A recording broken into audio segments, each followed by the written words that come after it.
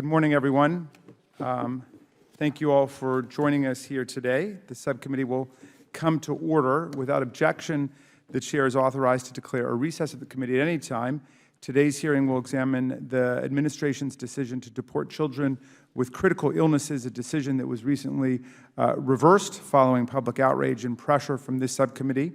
I will now recognize myself for 5 minutes to give an opening statement, and then I will turn to the ranking member. We are here to get to the bottom of the administration's mysterious campaign to deport critically ill children and their families. It appears that this policy has thankfully been reversed after Congress and the American people rose up in an outcry at the cold inhumanity on display in this policy. I am going to treat this hearing as not only in honor of the memory of our late beloved Chairman Elijah Cummings, but as a hearing in direct pursuit of a policy objective that was close to his heart. The threatened deportation of sick children was such an outrage to Chairman Cummings that his very last official act before his death was to issue subpoenas to hold the administration to account. On Wednesday, in the waning hours of his life, through all of his pain and difficulty, Chairman Cummings recognized the indelible stain that this policy would leave on our nation, and he made holding the government accountable his final official act. And we now have a sacred obligation to follow through on his subpoenas to make sure that we defend some of the most vulnerable people on the planet, sick children who have come as strangers to our land to seek medical assistance. So to our witnesses today, I want to be clear, this subcommittee intends to follow through on Chairman Cummings' promise to unearth the truth behind this policy and his desire to ensure that the policy is truly reversed and that our government treats people in this category with the dignity that they deserve. Not only do we owe that to our late beloved chairman, but we owe it to Maria Isabel Bueso, to Jonathan Sanchez, to Serena Badia, and all of the immigrants whose health and whose lives were threatened by the policy implemented by USCIS. USCIS must explain first what the current policy is on deferred action. It cannot keep the process shrouded in secrecy while these kids wait to hear their fate. If we could go to this slide. On September 18th, Acting Secretary of Homeland Security Kevin McAleenan ordered the acting director, Mr. Cuccinelli, who's with us here today, to, quote, ensure that effective immediately USCIS resumes its consideration of non-military deferred action requests on a discretionary case-by-case basis. It is unclear whether USCIS has actually granted relief to anyone since reversing course. He further ordered USCIS to, quote, ensure that the procedure for considering and responding to deferred action requests is consistent throughout USCIS and that discretionary case-by-case deferred action is granted only based on compelling facts and circumstances. What exactly does this mean? What is the problem that USCIS is trying to fix? What changes are being considered? Will any outside stakeholders be consulted? We want to have maximum transparency to ensure that USCIS is not imposing unreasonable requirements on immigrants who deserve our attention and our mercy. In the meantime, USCIS should explain what will happen to people whose prior deferrals have expired while their renewals are still under review. We've heard from the family of a 12-year-old boy with an incurable condition that could cause him to bleed to death if he's not treated correctly. Both of his parents applied in March to renew their deferrals, but have been waiting for months without any decision at all. His father's deferral expired in August. His mother's deferral expires in January. Without a deferral, neither parent would be authorized to stay or work in the United States, threatening their ability to support and care for their sick son. So what does USCIS recommend families like his do while the agency is trying to decide how to reinstate deferred action? How many more people are stuck in this kind of limbo, and what will we do to protect them? We want basic answers to these questions, and we come here not in any kind of gotcha spirit. We just want to deal with a very serious problem that was brought to our committee. The ongoing confusion regarding deferred action reflects the same kind of chaos that apparently produced this policy in the first place and that prompted our last hearing, and for which the administration, I hope today, will provide us answers.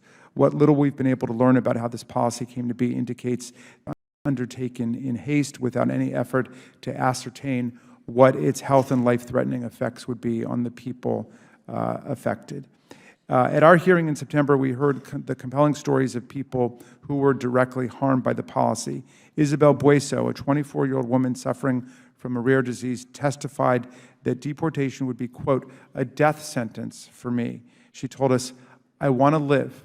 I'm a human being with hopes and dreams in my life." Jonathan Sanchez, a 16-year-old suffering from cystic fibrosis, which is a disease that affects people in my family. Jonathan Sanchez told us that upon learning he was facing deportation, he broke down in tears, pleading, quote, "I do not want to die. I don't want to die. If I go back to Honduras now, I will die." In his words, quote, "It is incredibly unfair to kick out sick kids who are in the hospital or at home taking treatments and who are just trying to have better opportunities to live." It's obvious from the testimony that USCIS either did not realize what the real-world implications of its policy would be, or it knew and decided to go ahead anyway. Either reality, I think, would be damning. But the effects on Maria and Jonathan would have been entirely foreseeable if USCIS had sought public feedback before instituting the new policy. According to USCIS, it failed to consult a single external stakeholder before jeopardizing these families. Making matters worse, USCIS did not even issue any public announcement about the policy or provide any guidance to people in Maria and Jonathan's situation or any of the critically ill children and their families about what would come next and what they should be doing. Why not? What was the reason for the secrecy and the surprise? Is it USCIS's practice to implement massive policy shifts like this without providing public notice? Sadly, the threatened deportation of sick kids is just one example of this administration's mistreatment of immigrant children. It is not the only one. USCIS in particular has engaged in a pattern of developing policies that endanger children. Since, Mr. Cuccinelli, you took office, USCIS has eliminated automatic citizenship for some children of U.S. soldiers stationed overseas, introduced new barriers for immigrant kids fleeing domestic abuse in their home countries, and rolled out a public charge rule that has scared many parents into removing their children from essential health and nutrition services. Each of these acts is an affront to the central tenet of Chairman Cummings' philosophy that children are the living messengers that we send forward to a future that we ourselves will never see. The last hearing that Chairman Cummings attended was our September 11th hearing on this issue. Treating children with dignity was so important to him that he made a point to come down from Baltimore despite his advanced failing health. At that hearing, Elijah said, quote, "I really do think that we are in a moral situation. People are striving to live. They are trying to breathe the air of our country. They're trying to be better. They're trying to be healthy." Chairman Cummings, who himself was striving to live at that moment, trying to be healthy, wanted these children to have the same access to medical treatment that he did. We will honor the Chairman's memory and the humanity of all those seeking deferred action by remaining vigilant, conducting rigorous oversight, and working to guarantee that this administration treats immigrants with the dignity they deserve. I welcome today's witnesses, Mr. Cuccinelli and Mr. Albence. We're delighted that you came today, but we want to make sure that we see no further bureaucratic stonewalling and confusion on these matters. We want clarity. We're here for answers, and we will not stop until we get them. We thank you for coming, and I'm now delighted to recognize the distinguished ranking member of our committee, Mr. Roy. Thank you, Mr. Chairman.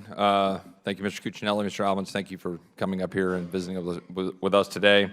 I will reiterate what I said in hearing last week, that obviously our continued prayers are with the family of Chairman Cummings and with his staff. We obviously had a great event here in the Capitol last week, and it was honored to participate in that. We will continue to move forward in this committee, carrying forward the Chairman's legacy and wanting to do what's right and to be better, right?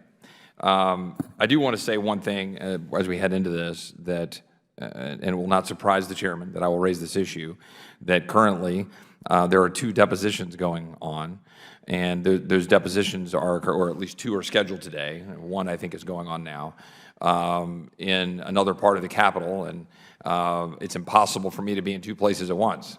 And so I'm sitting here as the ranking member of subcommittee, and I want to carry out my duties to do that. And I'm unable to go hear that, and then I'm unable to go easily see transcripts. I'm unable to easily catch up on what I'm missing because we're carrying out the duties of our day. I don't think that's the right way to carry out things. I know there's going to apparently be a vote tomorrow on something on this process, but I would just suggest that this is part of the problem in real time. So anybody watching this is the problem with this current broken process. Here I'm sitting, there are very few members here, at least on our side of the aisle. I would also note that I would say my prayers and well wishes to Mr. Heiss, whose father passed away yesterday, and so I know he's unable to join us today. But I don't think this is the way we should be conducting those kinds of inquiries. Today, we have a hearing titled, "The Administration's Decision to Deport Critically Ill Children and Their Families." I would take issue with that title. I do not believe that is what the administration was seeking to do. I think that we're talking about a process change and that we ought to get to that. This is a topic that involves deferred action requests for people not lawfully present seeking to stay for sympathetic reasons. And this is not the first. We've had the hearing you mentioned on 9/11. But to be clear, deferred action is not a program. Deferred action is a decision. Right? It's a decision, and it's a judgment call reserved for those with prosecutorial powers. And we ought to treat it that way.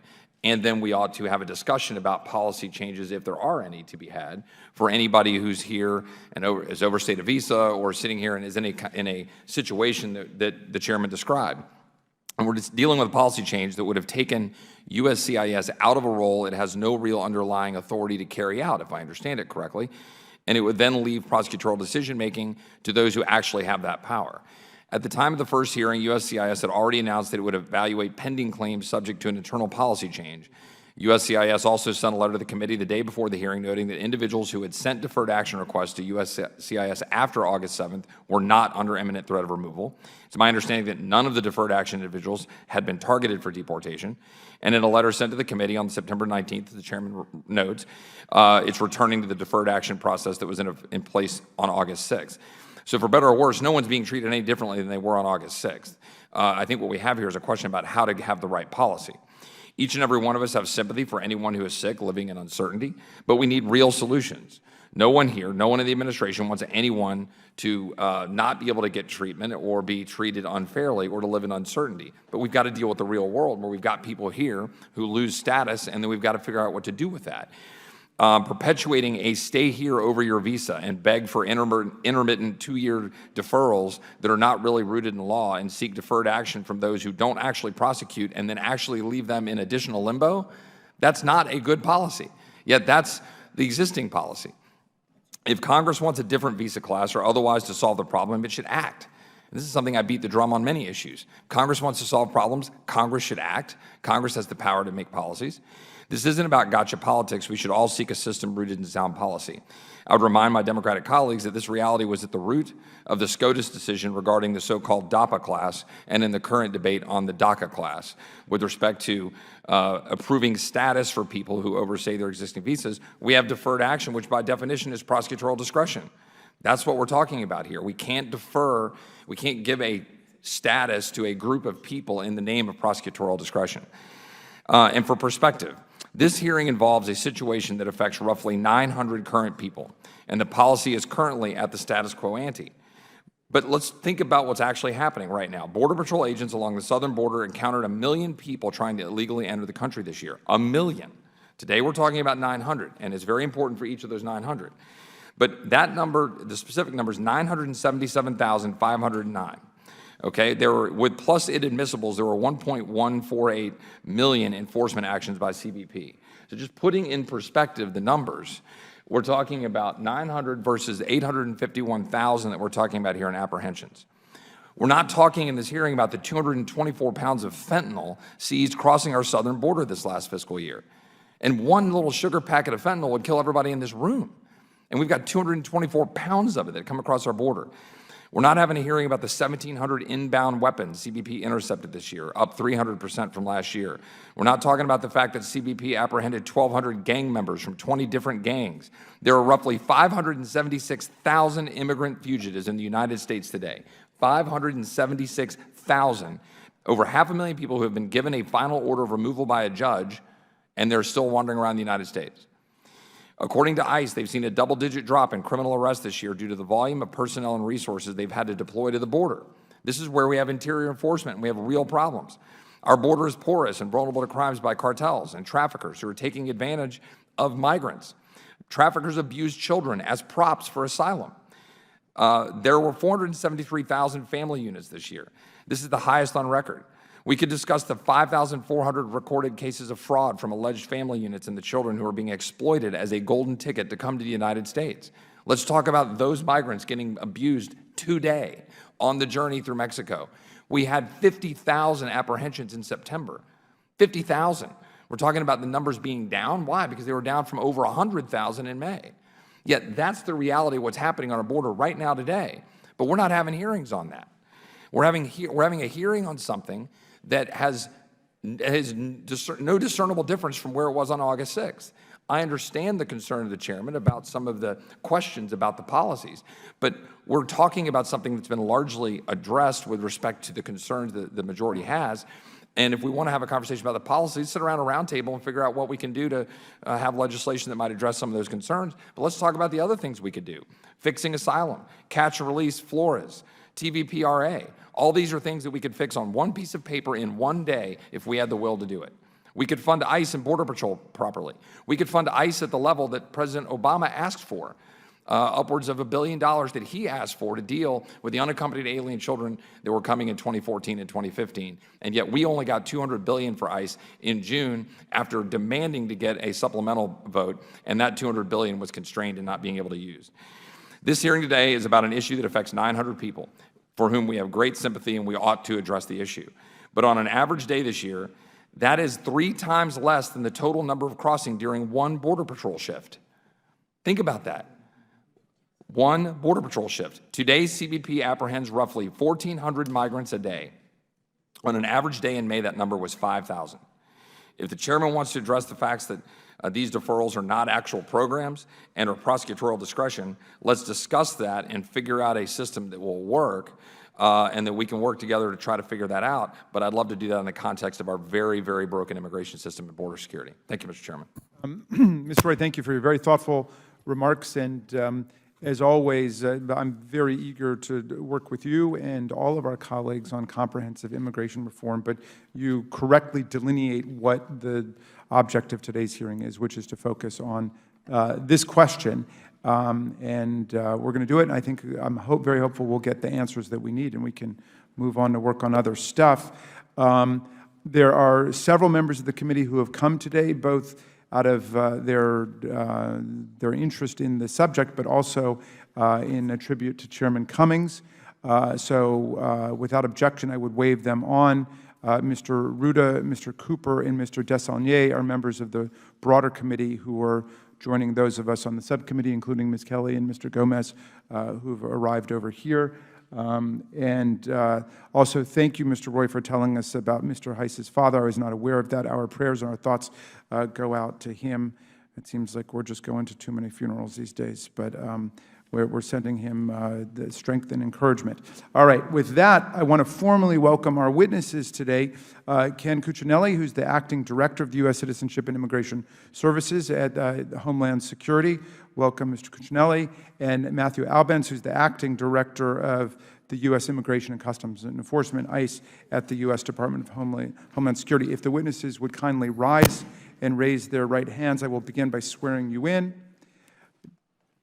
Do you swear or affirm that the testimony you're about to give is the truth, the whole truth, and nothing but the truth, so help you God? Then let the record show the witnesses have answered in the affirmative. Thank you. You may be seated.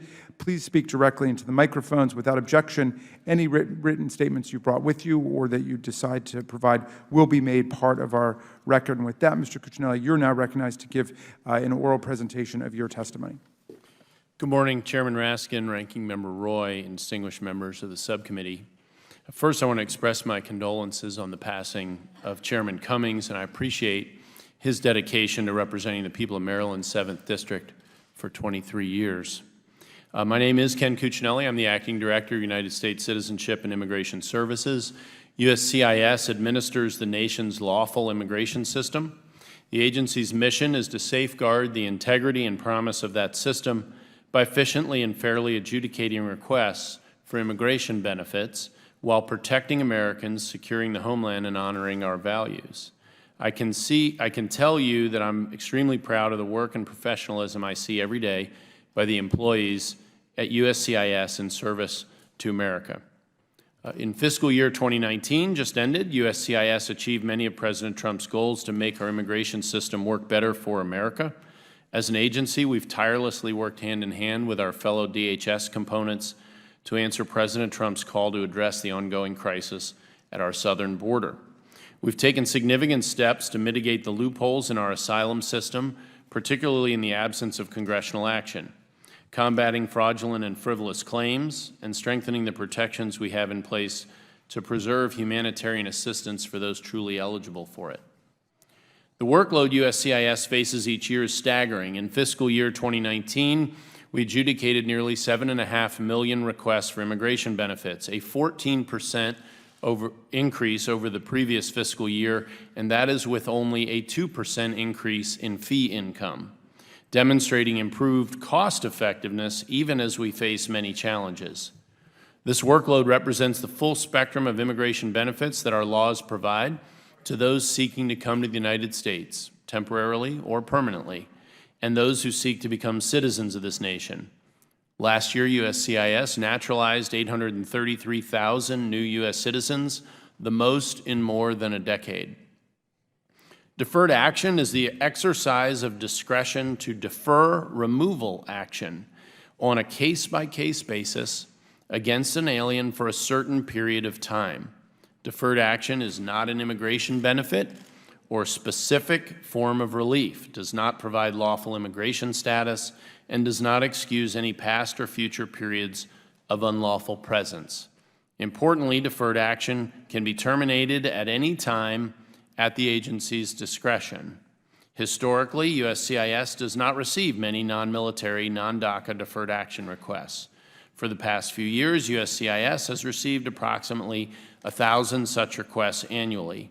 Some of these requests are for family support or medical issues. This has frequently been incorrectly reported or mischaracterized by the media and some in Congress as a medical deferred action program. To be clear, DHS does not and has never administered a medical deferred action program.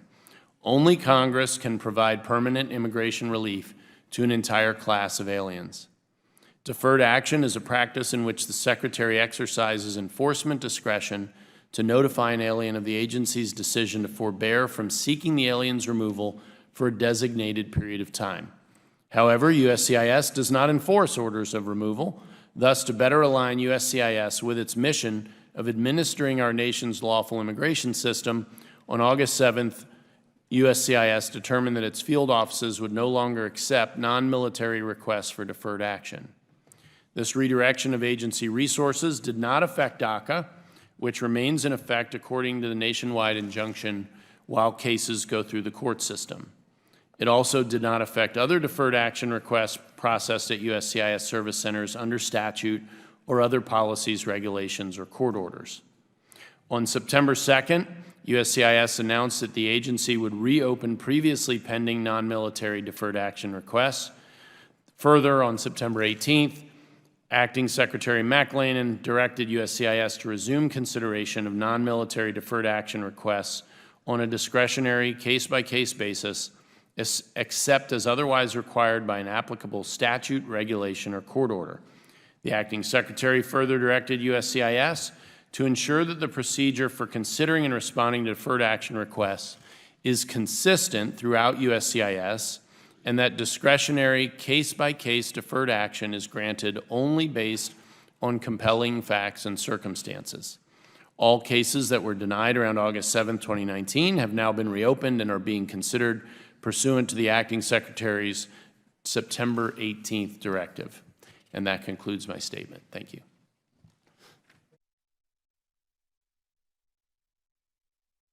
Good morning, Chairman Raskin, Ranking Member Roy, and distinguished members of the subcommittee. I also want to express my condolences on the passing of Chairman Cummings. As you know, on September 11th, 2019, ICE testified on this matter before this committee. At the time of that hearing, the ICE witness, the Acting Executive Associate Director for Enforcement and Removal Operations, Tim Robbins, stated that he was not aware of anyone at ICE being involved in the decision to end the program. He further explained that ICE lacks any program or mechanics to consider affirmative deferred action requests, but described a variety of ways that ICE does utilize its discretion, as appropriate, on a case-by-case basis throughout the immigration enforcement process. Contrary to claims made by this committee and the media about the willingness to answer questions during that hearing, the only questions our witness declined to answer regarded possible future actions being considered by the Acting Secretary of Homeland Security and questions related to internal USCIS issues of which he had no knowledge.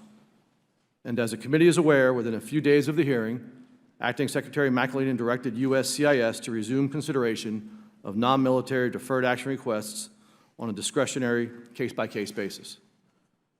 In addition to our previous testimony, ICE provided several responses to several follow-up questions from that hearing to the committee in a letter on September 24th, 2019. In another letter dated October 15th, 2019, DHS further clarified that ICE had no part in USCIS's previous decision. So even though ICE's discretionary abilities are not at issue here today, and as USCIS has resumed consideration of these requests, a process in which ICE is not involved, I am here today and prepared to answer questions you may have regarding ICE's role, or more specifically, lack thereof, in this matter. However, I want to clearly state that I believe this continued repetition of inaccurate information does a tremendous disservice to the dedicated, professional men and women of ICE, and just as importantly, it does a disservice to the American public who deserve transparency and facts regarding the operation of their government. In a day and age when individuals are committing violent acts on ICE offices and making threats against ICE officers, agents, employees, and their families, to continue to suggest that ICE had some role in this process is not only inaccurate, as confirmed by the information already provided to this committee, but also irresponsible. So I am here today to defend the men and women of ICE and to once again set the record straight. I look forward to your questions. Thank you much for your testimony, both of you. And at this point, having permitted the several members to join the subcommittee on the dais who wanted to be with us today, Mr. Ruda, Cooper, and Desaulniers, we will move to the 5-minute questioning portion, and I will recognize myself for 5 minutes first. Mr. Cuccinelli, threatening to deport sick kids was an appalling thing, and it was public revulsion at this prospect, which assembled us in our first hearing on it, and we were very glad that the administration reversed course and decided not to pursue that policy. But I want to ask you, what exactly is the policy in place for processing these requests now? I understand this compelling facts and circumstances standard that's been enunciated. Are you considering being in the country for purposes of receiving necessary medical treatment to be a compelling fact and circumstance? Mr. Chairman, the Acting Secretary returned us essentially to the process we were in before August 7th, and I would note that there is no program. That's part of the challenge here. This is about withholding action, not undertaking a formal process. It's about withholding action, in fact. And you saw what the Acting Secretary wrote with respect to his phrase, granted on compelling facts and circumstances. That is the only, what I'd call substantive commentary that has been distributed to our workforce in terms of reopening these cases and how to process them.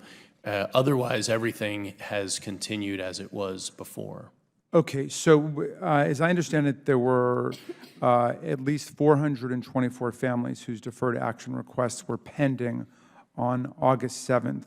They were denied. That's when they were told that if they didn't leave the country, they should report for possible deportation.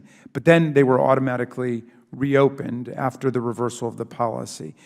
Can you tell me how many of those requests, of those 424 families, have been approved at this point?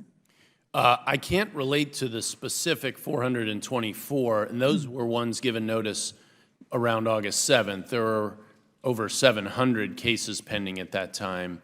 But we've completed, as of earlier this week, and since the reopening, 41 cases was the last number I heard at the beginning of the week. But I have no 41 cases where people were granted. No, that's where I was going, Mr. Chairman. I have no idea whether those 41, how they relate to the 424 who were among those who got notices on August 7th. Okay, but I got to say this is an occasion for some frustration because we requested a lot of documents on this, and I think we received one document, which was basically the statement that you had received about compelling facts and circumstances. So we don't know what's going on there. We are cheered that there was a formal reversal of the policy, but and I understand that there's no formal program, but there was a policy of allowing people in this situation to stay in the country. Then it appeared there was a reversal of that policy and that we were going to summon these people essentially for deportation proceedings. Then there was congressional and public outrage, I think of a bipartisan character. That policy was reversed. But we want to make sure that what was going to take place on a sweeping and categorical level is not taking place at a less visible ad hoc level. We want to make sure that the prior policy really is reinstituted. And so is that your sense of what's going to happen with these 424 people? I mean, do we have to have a hearing on each of these cases? I guess that's what I'm asking you. Well, of course, we don't testify about individual cases, and but I understand that you would like to see more written material, but we gave you, in response to one of the letters, the entire universe of what is written on this topic, and it didn't even cover one side of one page, because this is a pure process question in terms of how USCIS handles this internally. You know, for other things, standards are laid out, they're discussed, but we don't have a law here, we don't have a regulation. This isn't taking action, it's withholding action. And so beyond the Secretary's statement about grants only on compelling facts and circumstances, which I can't even compare to anything before August 7th because no equivalent existed before August 7th, that's the only item that has been added to the materials or information that an adjudicating officer might reference. And the way I would treat that is that the policy before was that cases of people being in the country to receive medical treatment established a compelling reason to be here, and these are all compelling facts and circumstances. That's certainly the way that I would understand it. It's the way that I'm interpreting it. I think I speak for a lot of my colleagues in saying that we would not want this to be the occasion for the creation of a new bureaucratic narrowing of the possibilities for people to be in the country to continue the medical treatment that they were here to get.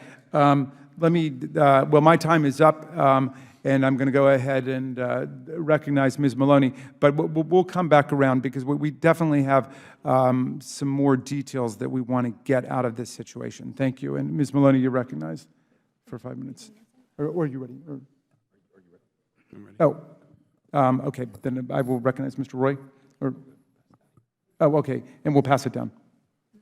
Thank you, Mr. Chairman, and thank you, gentlemen, for being here today. It is certainly a sensitive issue when we're talking about individuals that have medical problems, and it's always, we always want to make sure that we handle things properly. So I just want to make sure that for the record, everything's straight. We're talking about deferred action, which means we're deferring taking action against people that may or may not be in the country here or overstaying a visa or something like that. Is that correct? Well, they are here illegally. That's Okay. the request for the deferred action. Okay. So it's a request for deferred action. And the rules currently under the law, you are just enforcing the law that's currently on the books? That's correct. Okay, you're not making law or anything else, you're just enforcing what's on the books? That's correct. So when people received letters that said, if you're not in the country legally, you need to show up, or you may, did the letter say action may be taken? That's right. So the word may was in there. It is. Okay, so it wasn't saying this was actually going to happen. It was going to say this may happen. Correct, at the end of that time period. And they were form letters adopted from other usage in the agency, is pretty standard language. And at the end of that time period, adjudicating officers would then revisit the case about issuing an NTA or not. So in other words, if I was a person that would have gotten one of those letters, I could have shown up and made my case, and I wouldn't have necessarily been forced to leave the country. I mean, it could be the case that the NTA is not issued, but, you know, of course, we never really reached that point in this process with the initial August 7th shutdown of this process, because it was reopened less than a month later. Okay, but again, I don't think it was any person's intent to make people leave that had a medical problem. It was just making sure that the people that were here actually had a decision made to let them stay by the U.S. government. Well, it would have taken USCIS out of the prosecutorial role of exercising prosecutorial discretion, which is what deferred action is. It would not have replaced it with anything else, and it is, and you know, had it rolled forward, then it would have been considered in the normal course following on those letters. Okay, so in other words, what really needs to happen is we as Congress should set up some kind of law. I mean, I keep hearing program and everything else. It's not really a program. It's just the fact that we're not taking action on something Correct. that we should be.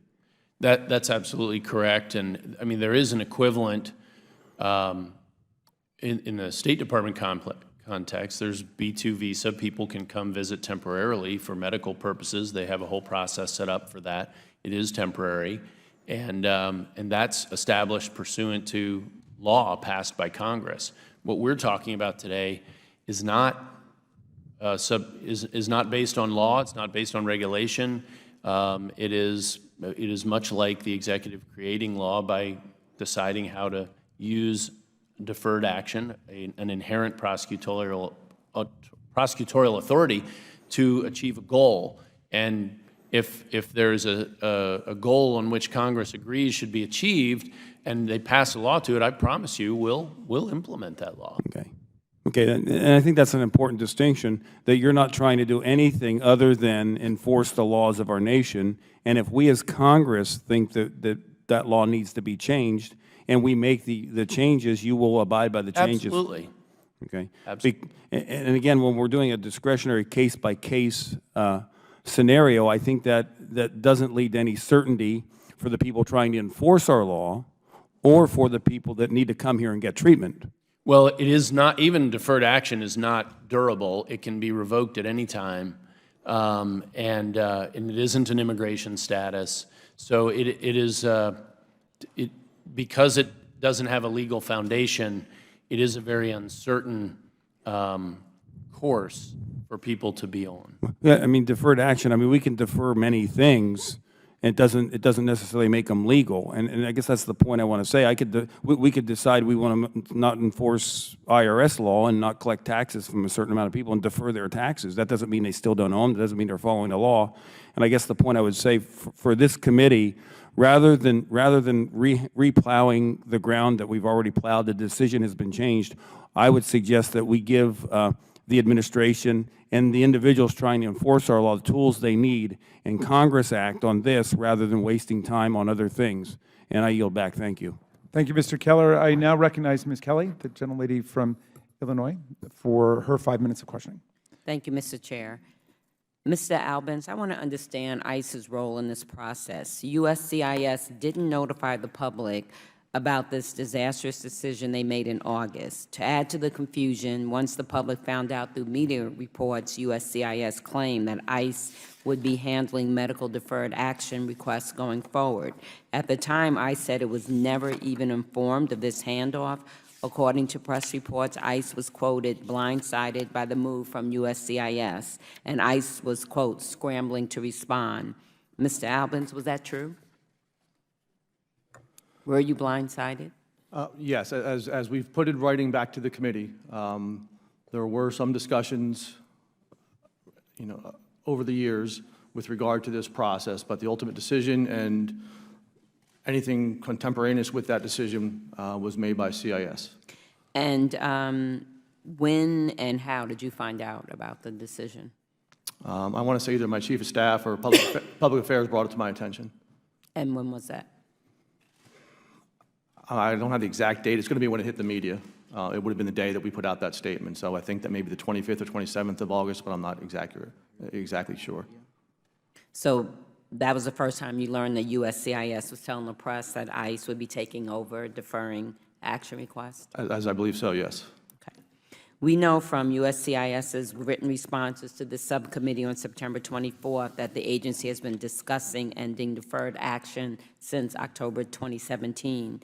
In those same responses, when asked about collaboration with ICE, USCIS wrote, "We can confirm that discussions did take place prior to August 7th, 2019. So which is it? Was ICE blindsided by this decision, or had ICE been involved in planning this for months or even years? Well, without getting too far into the deliberative process, as I mentioned, there were discussions that were held under prior leadership of both agencies with regard to this process, but that there had nothing been settled on that or agreements with regard to how that would go forward or be implemented, and those largely fell off the map until this reappeared when CIS moved forward on their own. So you were aware of prior discussions. Was anyone at ICE aware of the exact discussions? Again, without getting into the deliberative process, we discussed lots of different programs and issues. There were discussions as to whether or not this would be a good idea. These were not discussions or decisions that we were involved with. And then, as I mentioned, it kind of just fell off the map, and there was nothing recent with regard to those types of discussions. Okay. Do you want ICE to assume responsibility for deferred action from USCIS? So I think the Secretary has already spoken to that, but to that comment and to, as our witness testified a few weeks ago, ICE does not have a process or a mechanism to affirmatively adjudicate or provide any sort of deferred action. ICE exercises prosecutorial discretion throughout the enforcement continuum with regard to who to arrest, who to detain, and then ultimately, if the judge orders somebody removed, who actually gets removed. So we do have a process on the back end of that where somebody can file for a stay of removal if so ordered by an immigration judge, but that is where our prosecutorial discretion lies, and rightly so. And have you discussed this with the acting secretary? We may have had or one. with USCIS?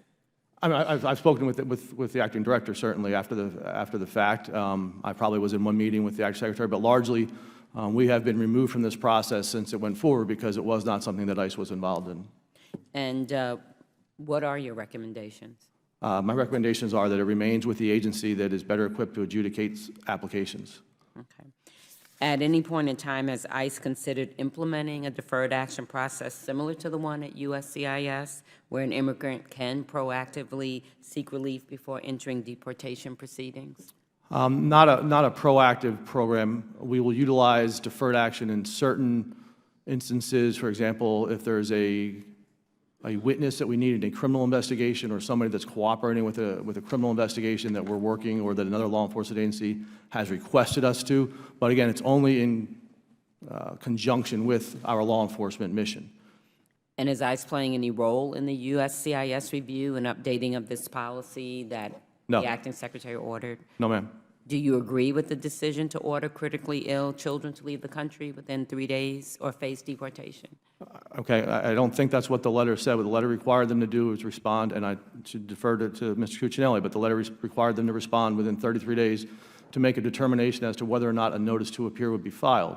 A notice to appear is only the beginning part of that process. That begins the immigration court process. Ultimately, nobody can be removed from this country absent a removal order from an immigration judge. So that's where ICE steps in at the back end of that process. We're somebody to be every case evaluated on a case-by-case basis if somebody files a stay. But if somebody has a significant humanitarian concern, a medical issue to that sort, that's when ICE can exercise prosecutorial discretion and grant that stay. I know I'm past my time, but here's a letter that says within 33 days of the date. So not what you're saying. No, it says 33 days with a date, report to CIS for determination as to whether or not a notice to appear will be issued. That notice to appear is not a removal order. That notice to appear is what starts the immigration court process. Again, ultimately, only an immigration judge, except in certain circumstances that would not be relevant here, have the ability to issue a removal order.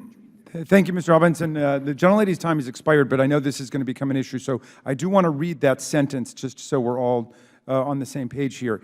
If this was sent to in this case, Maria Isabel Buesa Barrera, but it was the exact same letter that went out to hundreds of people, this is what caused the controversy and the crisis in the first place. If you are not authorized to remain in the United States, if you fail to depart the United States within 33 days of the date of this letter, USCIS may issue you a notice to appear and commence removal proceedings against you excuse me, with the immigration court. This may result in your being removed from the United States and found ineligible for a future visa or other U.S. immigration benefit. So that's what was sent to critically ill children.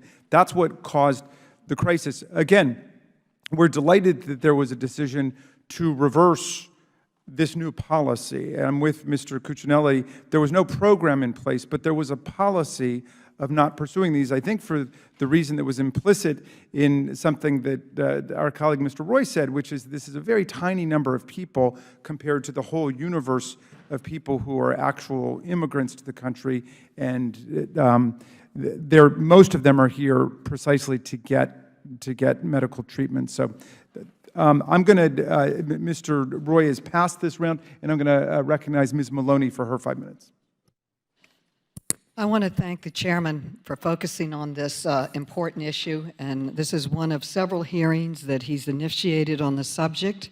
And I'd like to ask Director Cuccinelli about the standards to be applied to deferred action programs.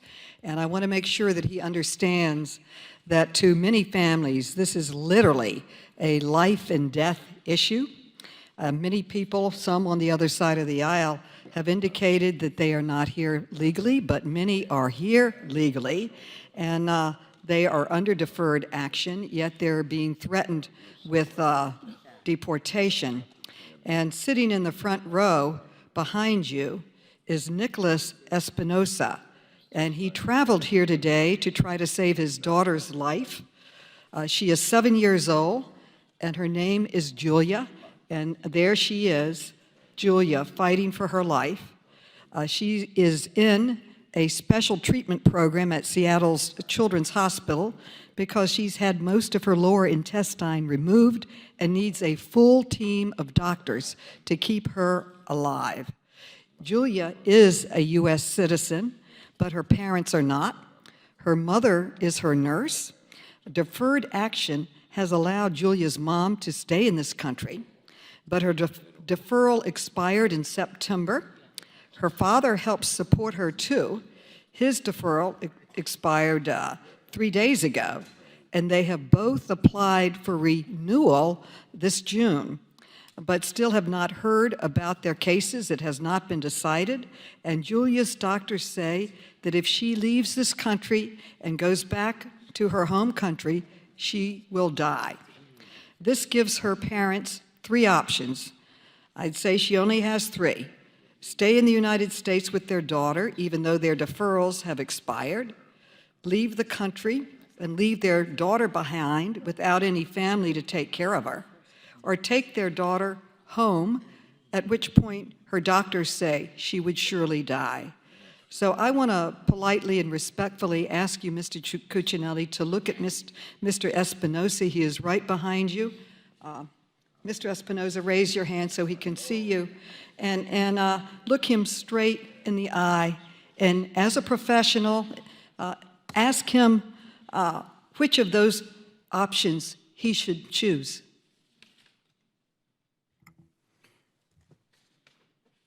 Madam Chairman, Dan Renault was representing USCIS at the last hearing, and one of the things he said that I think humanizes the agency, and I don't mean I mean the employees of the agency's position in many cases is that the hardest cases we have to deal with are the kinds of ones we're talking about today. They are cases where it is possible that the law calls for a very sympathetic person or family, in this case. Reclaiming my time, because I don't have much time. And we had many people here in our hearings that were brought to this country by American scientists because they wanted to study their disease so that we could possibly save their lives and have medical research that could save the lives of many other people. And I feel it's a very human decision, but I think it's terribly wrong to deport someone who's come here illegally. In this case, she is here legally. But I would like to ask you, what would you decide if it was your child, if you're talking about humanizing the situation? Any parent does whatever they can to care for the children. Well, then, getting back to the specifics, can you say here today that Julia's parents will not be penalized for staying in the U.S. while they fight for the renewal of their request to stay here, which is pending? And in other ways, if you put a human face on it, this policy has a devastating effect on people. And if this administration claims that it has been reversed, they need to tell people clearly in writing to all the professionals in the government and to the people that are here exactly what this means in real time and what their real possibilities are. I find this language discretionary, case-by-case basis. What does this mean? Can you get back in writing to me? How does USCIS define it? My time is up, but I'd like to see in writing how you define this exactly for the purpose of review. We do not. That's the answer, and I know you all don't like that answer. This is not an action, a program, or policy. It is the withholding of action. Madam Chairman, you just described what might make an excellent individual standard in a piece of legislation. People coming here and doing scientific studies and getting medical care sounds to me like it would make an excellent piece of legislation. Well, simply put, one last question. That. Will we be applying exactly the same standard to deferred action going forward as the agency used in the past? Yes or no? We did not pose any standards other than the case-by-case decision, which then goes up functionally to 4 regional directors who are career employees, and they talk to one another primarily to make sure that they are implementing this process consistently across the country. But there are no standards we've given them other than what you see here from the acting secretary of the language of compelling facts and circumstances, because we don't have a legal basis to do so. We would welcome that from you all. Well, have you written guidance? The Have you provided training? Thank you. The gentlelady's time has expired. Thank you for your answer to that. There was one question embedded in the gentlelady's thoughtful line of questions, which was, what would your recommendation be to people in this situation? I heard you to say that parents will do, that all parents legitimately will do whatever they can for their kids, and I take that to mean that they should continue to stay and have their children treated. Of course, all of you know, I can neither give them legal advice, nor will we sit here at a table in front of you and decide individual cases, accepting full well how sympathetic the case is, which is exactly why we use the kind of compelling facts and circumstances language that the Secretary did. But if you're looking for me to decide a case here, I cannot do that, and I believe you all know I cannot do that. Okay, thank you. I am now pleased to recognize our distinguished colleague from Massachusetts, Ms. Presley, for her 5 minutes of questioning. Thank you very much, Mr. Chairman. This hearing has been a long time coming, and there was some commentary from my colleague across the aisle saying that we have better things to work on and should not be wasting our time. I never want us to lose sight of the impact on real people's lives when we were talking about policy, and that is in fact why the American people sent us here. So we are not wasting our time. Gentlemen, it is disappointing that it took the threats of subpoenas to bring you before our committee today. In a moment, I'll turn more to your actions, but first, I want to center the families that have been impacted by this egregious policy shift. Families like my constituents, the Sanchez family, and Serena Ibanez and her mom, Conchita. I told them when I met them that I would fight for their children as if they were my own, and I intend to honor that. 16-year-old Jonathan bravely came before this committee and shared his story. He spoke of how cystic fibrosis has ravaged his body, and in fact, the tragic death of his younger sister in Honduras who suffered similarly. The reckless actions of your agency that have put his very ability to receive life-preserving medical care at risk are just unconscionable. For 83 days, Mr. Chairman, nearly 3 months now, we have been demanding answers out of this administration. Mr. Cuccinelli, you testified that you understand that we want more paperwork, but you simply don't have it. None of us here, we're in government, we don't want more paperwork. But what we do want are real answers and justice for these families and a peace of mind, and they deserve that, and their children deserve that. And so for nearly 3 months, we've been demanding answers out of this administration for its horrendous and calloused efforts to deport our critically ill immigrant neighbors and their families. And while I am relieved that the policy has been reversed, these families and the American people deserve answers. They deserve the certainty that they will be able to remain in this country. So I'd like to thank the brave families like these and countless others who, despite the traumatic and imminent fear of deportation and having to fight a life-threatening illness, stepped up and spoke out to shine a light on this injustice, as well as the attorneys and the advocacy organizations. I'd like to request unanimous consent to include statements for the record from the Lawyers Committee for Civil Rights in Boston, as well as the American Immigrant Lawyers Association. Without objection, they'll be entered into the record. Thank you. Now, gentlemen, your agencies have still failed to turn over a single document in response to our letter, and even in response to the subpoenas that our forever chairman, may he rest in power, Elijah Cummings, signed in his last official act before his transition. It's shameful but consistent. So I hope that you can answer the questions that I have. USCIS and ICE have continuously refused to identify who made the decision to end consideration of deferred action at USCIS. I can only assume it is because no one wants to put their name on such a disastrous, cruel, and un-American policy. And the government officials who made that decision ought to be held to account. Mr. Cuccinelli, I remind you that you are under oath before us today. Who made the decision that USCIS would stop accepting and processing deferred action requests on August 7th? That was my decision as the acting director. Okay, very good. And you stand behind that decision?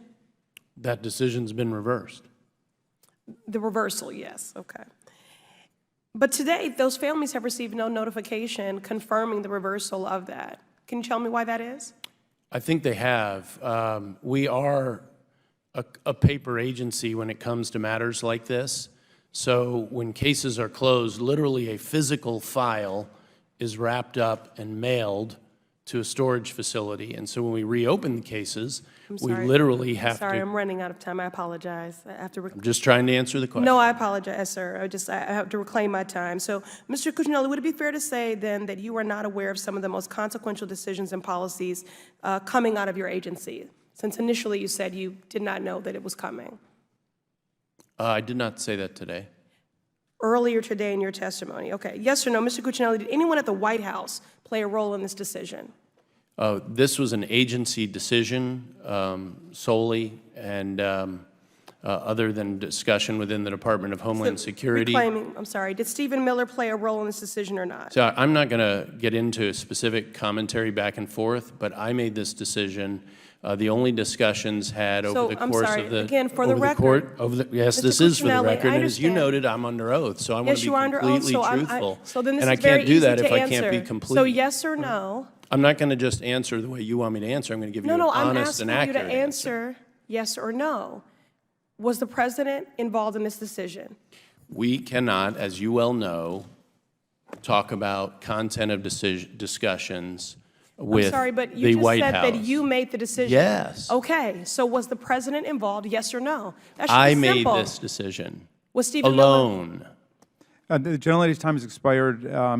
Thank you very much, and we will go now to Ms. Miller. Thank you, Chairman Ms. Rasmussen. Miller, you're recognized for 5 minutes. Thank you. We have a crisis on our border. This year to date, we have had over 850,000 total apprehensions on our southern border. I commend and thank President Trump for stepping up and taking action, while my colleagues across the aisle have refused to appropriately and adequately address this crisis. During our last hearing on this topic, I posed a question to Mr. Homan regarding all of the rhetoric surrounding the crisis at our southern border, and now I want to propose it and pose it to you. Director Cuccinelli and Director Albans, has all of this rhetoric helped move the ball forward on solving our nation's larger immigration issues? Madam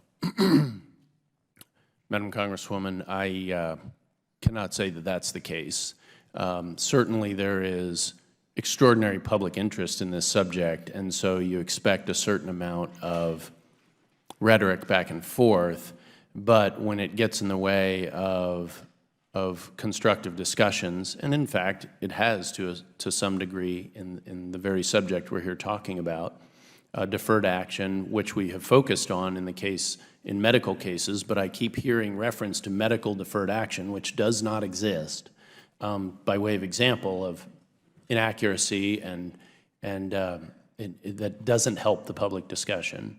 And the hotter the rhetoric gets, the harder it is for people to step back and have a constructive discussion, even about our disagreements, and how to implement our agreements.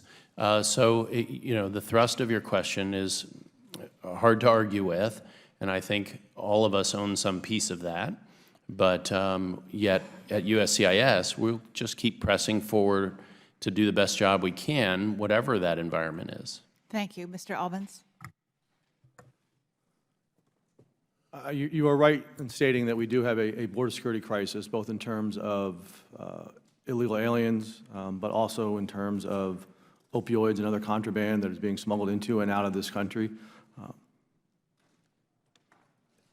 ICE and DHS has frankly made clear for many weeks now that ICE was not involved in this process. Yet here I sit while we have a tremendous crisis at the border, tremendous opioid crisis. Last year we seized, Mr. Roy, you mentioned several hundred pounds. We've seized 11,700 pounds of fentanyl. We have communities that are suffering greatly from the scourge of this drug. I am more than willing, and I probably have testified in front of Congress more than anybody from ICE within the past 2 to 3 years, more than willing to come and speak about anything that my agency does, and I'm proud to do so. But when I'm dragged into an issue that has nothing to do with what my agency does, it does take away resources, as I'm sure you understand, preparation for a hearing and paperwork and time. And I will also say that we did provide our documentation with regard to the subpoenas to DHS prior to the deadline that was established by this committee. Well, as you may know, my district is ground zero with the opioid crisis, so it's very important to me. How has the strategy proposed by our president helped curb the flow of the illicit drugs? So we have worked diligently, both domestically and internationally, with regard to trying to address the opioid crisis. As I mentioned, we seized more than almost 12,000 pounds last year. That's a significant increase over the prior year. We initiated more cases into narcotics smuggling organizations. We've expanded our border enforcement security teams to 69 this year, focusing a lot on the international mail facilities because we know that a lot of the precursors and the material necessary to create these opioids is coming from overseas, often from China. So we have dedicated the resources to where we think will have the most impact. Obviously, if Congress gives us more resources, we can certainly do more. Just as an aside, I even noticed a year or so ago in my neighborhood, all of a sudden there were all of these personnel surrounding a house waiting on a mail delivery. So it happens everywhere. In your opening statement, you also mentioned threats and violent attacks on ICE officers, personnel, and their families. Can you shed some light on that? It's unfortunate, and I think a lot of the danger that is being unnecessarily placed onto our personnel stems from misinformation or vilification or disgusting terms that are used to describe sworn federal law enforcement agencies and other federal civil servants. We have seen instances over the past several months with officers being assaulted. We had, thankfully, nobody was hurt, but we had individuals shoot into one of our buildings at night where our command center was, where we had officers working on getting criminal aliens out of the communities. And this heightened rhetoric, and I've testified in front of Congress before about this needs to, if Congress does not like, or those in Congress do not like the laws that we enforce, they have every ability to change them. But we are not, as sworn law enforcement officers, in a position to pick and choose what laws we should enforce. And I wouldn't think Congress would want the executive branch to override their decisions as to the laws they pass. Thank you. The gentlelady's time has expired. Thank you for your questioning. By the way, Mr. Albence, I appreciate very much your answer to Ms. Miller. The ICE is here because of answers that were provided on September 24th by USCIS, which said that ICE had participated in discussions leading up to the original decision. We're still trying to get to the bottom of the decision, and that's why we're here. We want to make sure that we have clarity as to what the policy is, and we can figure out how this took place. With that, I go to Mr. Gomez for questioning for 5 minutes. Mr. Chairman, thank you so much, and thank you for clarifying that. I was about to do that, but you beat me to it. Mr. Albence, I think Democrats would agree that we want you to focus on preventing illegal drugs from entering this country, making sure that people that shouldn't be here are not here, people who are, and illegal guns. That's why we're having this discussion, because all of a sudden, instead of focusing on that, there was a focus on kids who were terminally ill, right? These chronic illnesses that needed to be here. So that's why we do want you to focus on the other stuff. You mentioned that there was a discussion, and you couldn't get into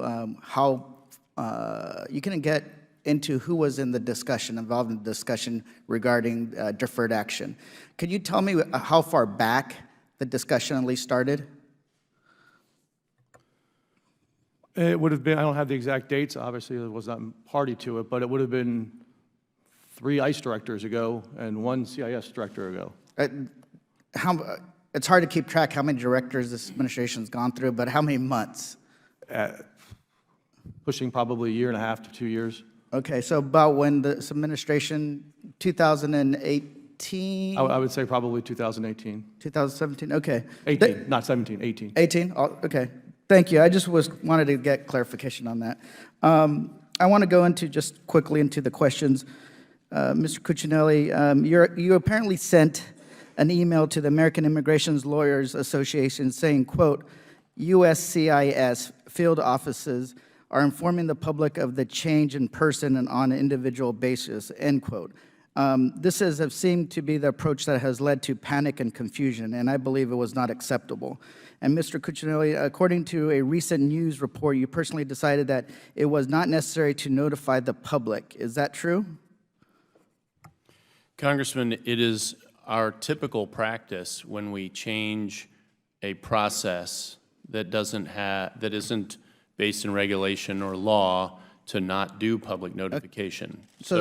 That's the rationale for having done it on a case-by-case basis. So you did not notify the public. Okay. Why didn't you think it was necessary? Because of it was just a process? That's it? That's the way you did it? Even though it was dealing with people's lives? Well, sir, everything we do deals with people's lives and you know, in various ways. But as I said, typically when we're changing a process and not changing legal standards or something else of that nature, guidance to adjudicators, for instance, then we do not have public announcements.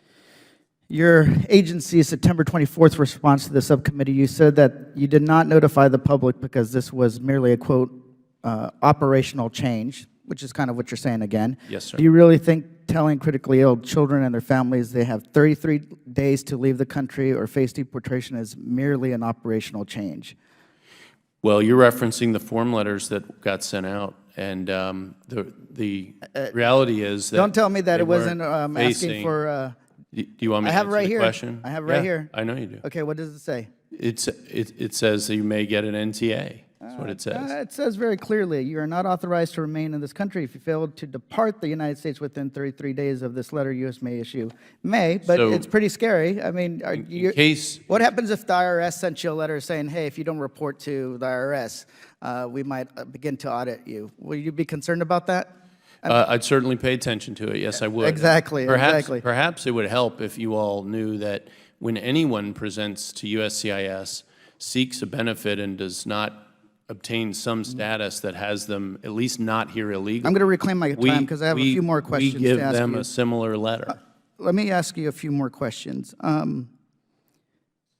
Did you approve this policy without even bothering to figure out how you would implement it? No. No, you did not. So what was your plan to notify people requesting deferred action in the general public if they knew that USCIS would stop considering deferred action requests? As you noted earlier, our plan was to notify them one at a time, individually and directly. That was the plan. So you had no plan, but you did? Didn't you That just- was the plan. Just to notify them? Yes.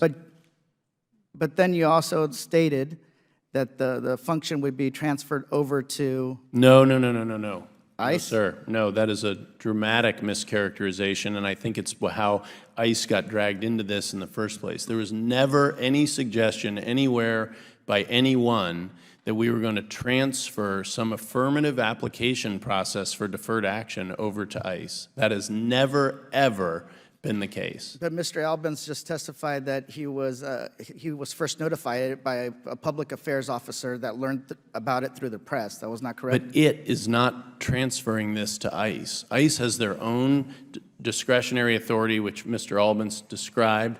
We were, to put it in simple terms, ceasing the use of this discretionary authority, which dates all the way back to INS. When you decided to reverse the policy, why didn't you choose to issue a new, like a news alert, a public release, something that said that was being reversed? Gentleman's time has expired. You may answer the question. Yeah, if you're referring to the Secretary's reversal, we did do that. Regarding September, He's referring to the initial policy. Well, I thought I heard reversal. your full policy reversal on September 18th? Yes, sir, that was publicly announced. Okay, I don't have that. Okay, the gentleman's time has expired. We'll come to... Thank you so much. Thank you. We'll come to Mr. Roy for 5 minutes of questioning. Thank you, Mr. Chairman. Mr. Albans, it is, falls under ICE for removal proceedings, correct? That's correct. Mr. Cuccinelli, let me ask you a question. Has Congress, this august body, created a status for individuals who overstay visa or come here illegally? No. Is there a law directing USCIS to give status to any of the individuals we're talking about here today that Congress has made clear and put into law? No. My colleagues mentioned a compelling reason to be here as a standard of some sort. Is that a visa category? No, and it's very difficult to talk about at a policy level about how it would affect any particular case, because by definition, it's case by case. Is it a status? No. Is it as a human being, as a Christian, or as someone of faith, or looking at someone through the eyes of a human being, something that's concerning, a compelling reason to be here, somebody who's sick? Sure. Absolutely. Is anything in the letter that was sent on August, whatever it was, 7th, factually untrue? No. Was it legally correct? Yes. Might people quibble over tone, but it was factually correct? Sure. Now, you said you made a decision to change procedures. Yes. My perception of the procedures, so I can try to figure out the policy, which is what Congress should theoretically be in the job of doing. If one overstays your visa or comes here illegally, and you face a health issue and you're getting care, in the process, you were here, you had status, you were here illegally, or you were on you had status, you were getting care, now you're overstaying your visa. And the process really is essentially to go to USCIS and to beg for some sort of intermittent 2-year deferral from an entity, USCIS, without it being really rooted in any law that Congress has put forward, and to seek deferred action from, in essence, ICE by way of a USCIS letter when USCIS doesn't actually prosecute, and therefore you're effectively leaving these individuals in limbo. Do I have roughly the characterization correct? Yes, and it might help people to understand. The reason I said this goes back to INS days. Back in INS, the same person as a regional director had the prosecutorial authority that ICE now manages and the USCIS authority at the same time. That was all in one person. When INS was broken up, in the initial distribution of authorities, this was just given to the 3 agencies, and I don't think with much consideration of what's the difference between CBP, ICE, and USCIS as it relates to something like we're talking about. So in trying to clarify the procedures, were you, can you clarify why you were trying to clarify those procedures? So several years ago, the president indicated publicly that he wanted us to stop utilizing, essentially expanding the law to provide benefits that aren't provided by Congress or by regulation. And that's been an ongoing process at USCIS. There are lots of little things that have already taken place, all publicly known. This is along those lines, which is why I understand Francis Cisna, then the director, all the way back at the end of 2017, in conversations with field leadership, determined that this was one of those types of, just descriptively, authorities, and to start working to back out of utilizing that authority because it wasn't appropriate for USCIS's mission. And isn't this at the core of the question here, right? I mean, on so many levels, I get frustrated that Congress doesn't act. I get frustrated that Congress doesn't act with respect to the authorization of the use of military force. 18 years after we passed the first one in 2001, we have men and women enlisting into the military who weren't alive when we passed that authorization of force. In the spring, I introduced legislation called the Article 1 Act that would have national emergency declarations expire after a year. I happen to believe that regardless of who's in the White House, Congress should reclaim its authority. Congress should act. Congress should do what we're supposed to do, which is pass laws and then hold you all accountable for carrying out those laws. And it strikes me that part of the problem we have here in this case, but also with things like DACA and DAPA, right? So let's, in terms of whoever's in the White House, doesn't matter to me.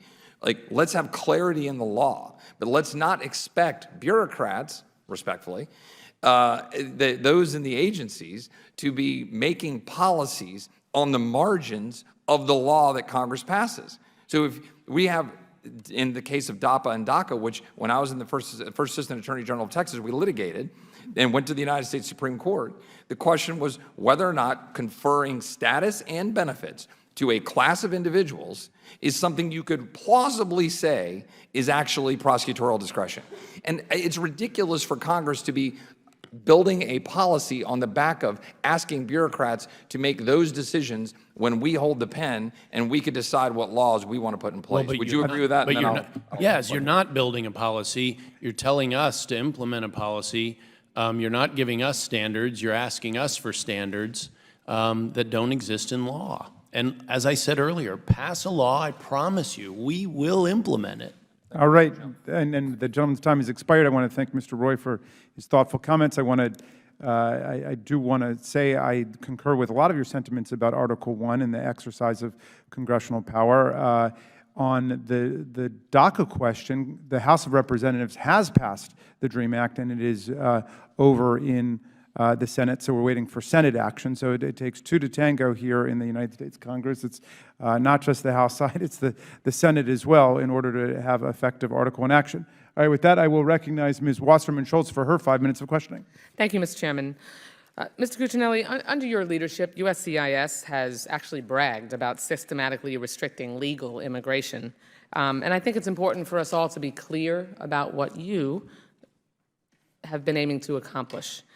My constituents Americans across the country aren't fooled by this administration's specious attempts to distinguish between documented and undocumented immigration.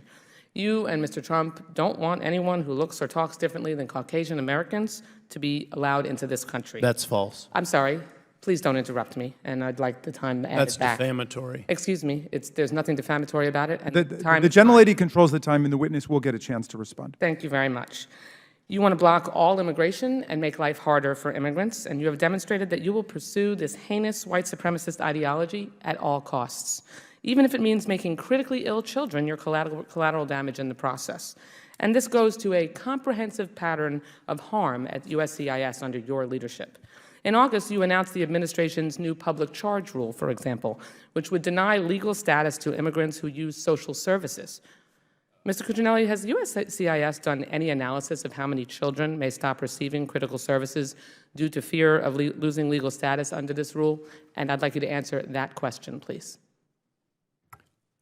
After declaring that I am not a white supremacist, as you alluded, You have had white supremacist nor is the policies. president. Okay. Facts matter. Yes, they do. Yes, Right. they do. Truth Which is why I'm matters. stating them here today. Yes, no, Please you answer the certainly question. are not. Please answer the certainly- question. How many you're certainly children- cloaked in legislative How many privilege, children but that may stop means you can receiving, get away with reclaiming not my telling time, the truth. how many children may stop receiving critical services due to fear of losing legal status under this rule? Yanking You're social asking services. about public charge. That's right. I don't have that information in front of me. Does anyone behind you have the information? We came to talk about deferred action today. I'm able to ask any question I'd like in your jurisdiction. That's So, fine, but I came and you have a policy. prepared to You're the accommodate head, what this Mr. Cuccinelli, subcommittee you wants. are reclaiming my time. You are the head of USCIS, and you're going to tell me that you established a policy on the public charge rule, and you don't know how many children off the top of your head it affected? Did you not think it through before you insisted that That would be the rule's new 1,000 pages long, ma'am. It's a pretty, so, when you're talking about affecting children, one would think that someone in your position, if you were going to establish such a heinous policy with such far and significant reach and potentially harm thousands of children, that you would know how many children it would affect. You don't know? What you refer to as heinous policy is a 1996 Okay, I'm not asking you law for commentary on the passed policy. on a wildly bipartisan basis. Okay, but you have implemented a policy that yanks social services and denies the ability of denies children nothing. legal status to immigrate here if they are going to use social services. In fact, advocates have reported that immigrant families are terrified and that some have already dropped their children from essential programs like Medicaid and temporary assistance for needy families. When you announced this rule, you were asked whether it was consistent with the poem under the Statue of Liberty, which reads, quote, "Give me your tired, your poor, your huddled masses, yearning to breathe free." And in response, you said the poem was only referring to people coming from Europe, and people coming from Europe would not be a public charge. Do you think our I did not say that. That is what you said. That is not what I You said. think, well, certainly it was the implication. No, is it's that- what you would like to broadcast. No, but no, that is I absolutely I heard you inaccurate. say it. I heard you defend it, and I want to know whether you think our immigration policies should treat immigrants from Europe differently from other immigrants from other parts of the world. And is the No. purpose of, you don't think so? Correct. Well, so then I'm not sure why you made that statement, because Well, I it certainly didn't. made it seem You- like you did. appended said the your poem. own piece no, to the end You of it. said the poem was only referring to people coming from Europe. There's no doubt about that. You added And- to the end of and that the statement. implication was that people from Europe would not likely to be a public charge. No, it was not. Were you attempting to shut down the American dream for immigrants who may not be rich or white with this policy? No. Okay, we are the obviously. wealthiest country on earth. Surely we can live up to the spirit of Lady Liberty and open our arms to immigrant families who just want to make a better life for their children and not yank the rug out from under them as you have with this heinous public charge policy and the intimidation tactics that you've used to make sure that people understand that they're not welcome here if they're brown or if they need help. That's Thank you. I yield false. back the balance of my time. That is utterly false. It is not false. The and lady time is is not yielded yours. back. The time is not yours. With the I law read- back to Thank you. I yield back the 1640. balance The lady of is my yielded time, back and the her time. witness does Attorney not over have there. the floor. I will now recognize Mr. Clay, the gentleman from Missouri, for his 5 minutes of questioning. Thank you, Mr. Chair, and thank you for conducting this hearing. And the American Academy of Pediatrics, or AAP, represents over 67,000 pediatricians across the country. after USCIS decided to deport critically ill children, AAP wrote a letter to you, Acting Director Cuccinelli, and to Acting DHS Secretary Kevin Allen about the decision. AAP wrote, and I quote, "We implore you to reverse this decision so that countless children and their families can continue to apply for deferred action. For some children, this is a matter of life and death." Mr. Cuccinelli, have you read that letter? Turn on your mic for me, please.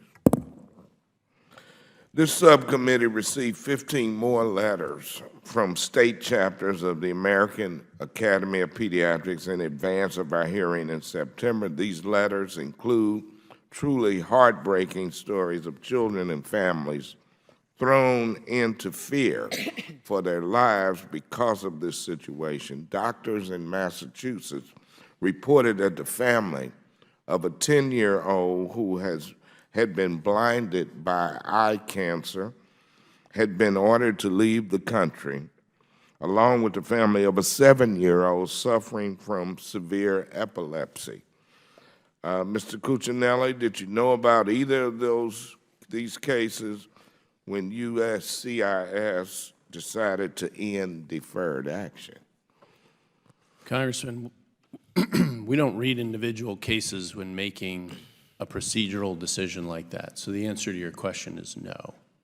Well, did you think about maybe these kids needed some life-saving medical attention that they could only get here in this country? Well, Congressman, we knew that as a practical matter, they had come to us seeking deferred action affirmatively. They weren't in removal proceedings. None of the cases we've talked about before USCIS were in removal proceedings. None were threatened with deportation. I have heard ICE people say that they were not on, none of these people would be on any targeted list. So when we withdrew from the exercise of deferred action in these circumstances, we knew that deferred action continued to be available to every single one of these sympathetic families. Okay, listen to this one. Pediatricians in Indiana reported that parents of at least 2 infants in a neonatal intensive care unit received letters from USCIS telling them to leave the country within 33 days. Imagine that. You have just had a child that is so sick, she is in NICU. At the moment, your child's health should be the only thing you have to worry about. The U.S. government orders you to pack up and leave the country. Mr. Cuccinelli, did you know about these cases before USCIS decided to end deferred action? Yeah, my answer is the same as the earlier examples, sir. Which is? We do not look at particular cases when making process. So you don't care? No, you asked me, did I know? No, I'm asking you. You bet I care. Do you care that You bet I do. somebody's in a You bet I do. And it would be great neonatal we could take intensive care of unit this. about We to had die? a law. If you cared enough to pass a law, we'd enforce Let it. me ask you this. What would you recommend those parents do when they receive that letter? Well, what should they do? What we expected most of them to do was very little, candidly. We send a lot of those letters out, and not in What do you circumstances like we're expect them to talking do? about. You want them to leave the country, pack up their stuff, take their sick child and go? Either that or make their case in the immigration process where it's appropriate to do so, All to in stay. the middle, To stay. all in the middle of them being there trying, hoping and praying that they save their child's life? Which is why deferred action continues to How exist cruel. elsewhere in DHS. How cruel. Really? Really? I don't believe this. I yield back. Thank you. The gentleman's time has expired. Thank you for your questioning, Mr. Clay. Mr. Grothman has joined us and would like to wave on to the committee, and without objection, we will wave him onto the committee or to the subcommittee. for purposes of questioning. Mr. Grothman, you are recognized now for 5 minutes. First of all, I'd like to thank you for all the business, all the work you do. I've been down on the border myself. I know some of the challenges that, you guys are dealing with the illegal immigrant population, and I think it's very underappreciated. I think, given some of the stories I've heard, while I respect law enforcement in general, there are a few people who have to deal with as much as you folks do. Mr. Albence, in your opening statement, you mentioned violent attacks and threats on ICE offices and personnel and their families. Could you elaborate on that a little bit? Certainly. We had an individual, and unfortunately have yet to be caught, that fired a weapon into one of our facilities where we had officers working. We've had protest groups lay our buildings under siege, threatening the individuals that work there, aggressive actions against them, many of whom, we have to remember, many of the people that work for us are not law enforcement officers. We have attorneys, we have mission support specialists, many of who served their country and their government 30, 40, 50 years and have done nothing but honorable work that entire time. And I think reckless language used to denigrate them as individuals and the service that they have done only serves to heighten and stir into action some people who might not be of right mind. How is this committee's insistence on continuing hearings on this issue impacting you? Well, as I mentioned previously, and as DHS has made clear, this was not anything that was involved. The decision on this process was CIS's. It's a CIS process that they made the decision on. Mr. Cuccinelli himself has already spoken that this is his decision. As you can understand, with an agency 20,000 strong, enforcing more than 400 criminal laws, things that serve as distractions, are very difficult for us to try to keep focus on the very important tasks we have, whether it's regard to getting criminal aliens out of our communities, whether it's regard to the opioid and fentanyl epidemic, or whether it's dealing with child predators and sexual exploitation. And even with all of this, the dedicated men and women of ICE show up every day and do the best they can for this country and uphold the oath that they took. I'm sure the vast majority of people in this from my district respect what you're trying to do, and I feel it's very tragic when other people go after you. I'll give you another question. You've been in the news a lot lately talking about sanctuary cities, the harm they cause American families, both citizens and immigrants. I think the issue would be better explored by the Oversight Committee, by the House Oversight Committee overall. Would you agree? I would welcome help from anyone in Congress that would like to give it to us. Can you speak to the harms that sanctuary cities cause to us, cause to American citizens in general? Certainly, and we had our EAD testify, I believe, in front of Senate Judiciary a few weeks ago. There are, every day, right now, as we speak, convicted criminal aliens that are walking out the front doors of jails because we have jurisdictions that will not cooperate with us. And unfortunately, many of these individuals will go out and commit further crimes. Those are preventable crimes. Those are preventable victims. And unfortunately, we have more jurisdictions that are choosing not to cooperate with us, choosing to put politics over public safety and putting their communities in harm's way, rather than remembering why we're here as law enforcement officers, and that's to keep every community safe and every person within that community. Yeah, just horrible. I sometimes think of it, it's like my area. Sometimes these people who don't like putting criminals in jail, they don't live where the criminals live. It's all fine and good to send criminals out. It's hard for me to understand sometimes where you have a jurisdiction which just arrested this exact same individual for a criminal violation, enforcing the laws that they were sworn to uphold, yet when we come to take enforcement action against that exact same individual, sometimes hours later, to enforce the laws that we are sworn to uphold, we were prevented from doing so. Well, I think my guess is part of the answer. The people who prevent you from doing so live in the nicer parts of the communities where they don't have to worry about the crimes being committed. But at a Senate Judiciary hearing last week, one of our colleagues seemed confused about detainers in sanctuary cities and that ICE was looking for local law enforcement to detain innocent people. Could you set the record straight or maybe kind of educate some of these congressmen on what's going on? So just like any other law enforcement agency, when we lodge a detainer, we do so based on probable cause. Most of the individuals against whom we lodge detainers are convicted criminals. On the civil immigration enforcement side, 70% of the people that we arrest come out of state jails and prisons. 90% of the people that we arrest, and this has been consistent for the better part of the last decade, are a convicted criminal, have a pending criminal charge, and then two smaller buckets within that, 90% are individuals who have been deported previously and illegally re-enter, which is a federal felony and one which we prosecute aggressively almost 7,000 times in 2018.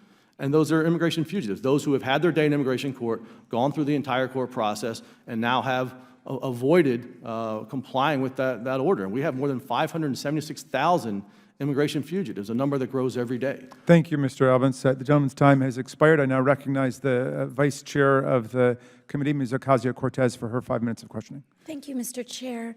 Mr. Cuccinelli, I just wanted to confirm something that I had heard earlier with my colleague from Massachusetts. Did I hear correctly that it is your testimony today that you were the individual who made the decision to end deferred action? Yeah, I'm the acting director when we implemented this, and I'm responsible for that. So at that time, it's my decision. So it was your decision? Yes, ma'am. Okay, thank you. I actually greatly appreciate that because we've been trying to get to the bottom of that question for quite some time, and I'm sure it will help us in future examinations of this issue. Mr. Cuccinelli, in your agency's September 24th response to this committee, you stated that USCIS did not engage external stakeholders to solicit feedback on the anticipated consequences of your policy change. Why didn't you do that?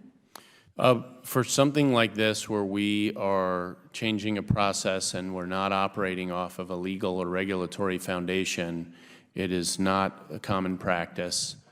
I'm not aware of any other instances where we would seek that kind of input. So you did not consider the impact your decision would have on critically ill children before making this decision?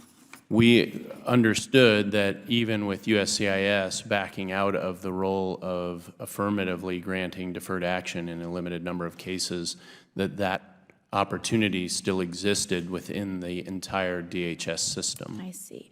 Mr. Cuccinelli, in August, you told Fox News that you, quote, see USCIS as a vetting agency, not a benefits agency. But Congress created USCIS separate from ICE and CBP to serve immigrants. In fact, it's USCIS's own policy manual that explains that Congress created the agency to, quote, focusing exclusively on the administration of benefit applications.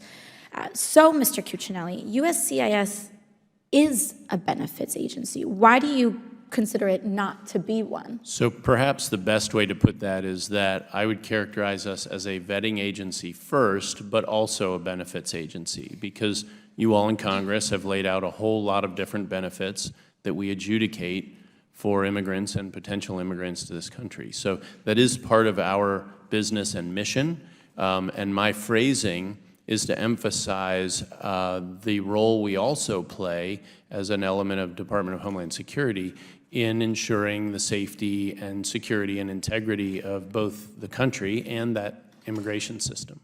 So, Mr. Cuccinelli, I think what's tough here is that, and while I respect that Congress hasn't done its job in many respects in defining immigration policy, it's been a failure for a very long time for Congress to be able to define a lot of policies correctly, but we still have created a mission for USCIS through which the agency can interpret the spirit of this law. And it says right here on USCIS's website, the agency's core values are defined as integrity, respect, innovation, and vigilance. And there's a reason that USCIS is separate from ICE and CBP. I don't understand how deporting critically ill kids is consistent with any of these values. Mr. Cuccinelli, do you believe that you treated children with cancer, cystic fibrosis, and other diseases with the dignity and courtesy of the mission of this agency when you decided in secret to end consideration of deferred action and ordered them to leave the country within 33 days or face deportation? Yeah, there was nothing secret about what we did. Because it was a process change, we made individual notifications. But you yourself just referred to the ability to view the mission and the spirit, and it's one chain after another. There's no law or regulation in any of that. So we do the best we can with fulfilling our role and limiting ourselves to our role, particularly when there is continuing avenue of recourse for these folks. You have discretion in your role. And so here's the thing that I can't figure out, is that you have thousands, tens of thousands, hundreds of thousands of cases, if not millions. Millions of cases in this country. And you decided to prioritize the deportation of critically ill kids. And I'm trying to figure out why. So we did not do that. We have gone through out of all the, but you did, out of all, reclaiming my time, Well, with respect. so you asked a question, but I with should answer respect, the question. with respect, Implicit in and I'll the give you a question moment, was I'll give an you a moment, but accusation. with respect, when you make this decision at a time, at a specific time, you're making this decision at the cost of other decisions. So why did you make this decision to deport critically ill kids before almost all the other decisions that you had to make as an agency? So we didn't decide. The gentlelady's time has expired. You can go ahead and answer the question. We didn't decide to deport anyone. We made the decision at the end of a long road that predates me coming into my current position and discussions across DHS. But it was made on August 7th, and I was a director. So at that point, it is my decision. One of the things that Dan Renaud testified to from USCIS at the last hearing is that, to your point, there are trade-offs, as you note quite correctly, and handling 1,000 of these cases absorbs resources, which, by the way, we are not paid for, that would otherwise deal with approximately 2,000 naturalization cases. Now, we did more naturalizations last year than the whole decade. Nonetheless, there are still more pending, and I hear from many of you all legitimately about concerns about backlogs in some areas. We have improved in many areas, but we have limited resources, and this is an undertaking by USCIS that was and is going on, that has never been assigned by Congress, that has never been part of a regulation, and the authority to grant the same relief continues to exist even had USCIS not continued to participate in it in the way that we now do again. Thank you, Mr. Cuccinelli. Gentlelady's time has expired. The gentlelady from the District of Columbia, Eleanor Holmes Norton, is recognized for her 5 minutes of questioning. I want to thank Chairman Raskin for really this very necessary, I must say painfully necessary hearing.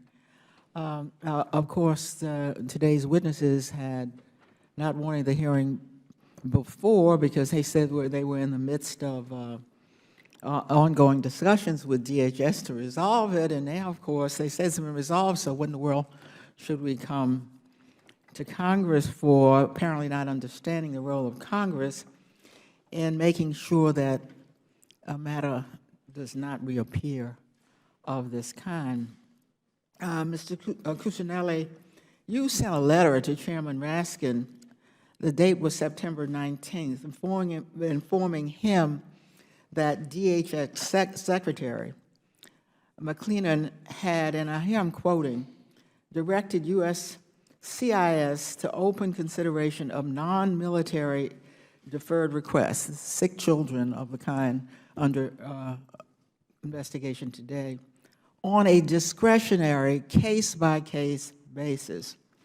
Now, DHS has provided the committee with a September 18th memo from the acting secretary to you providing the same directive.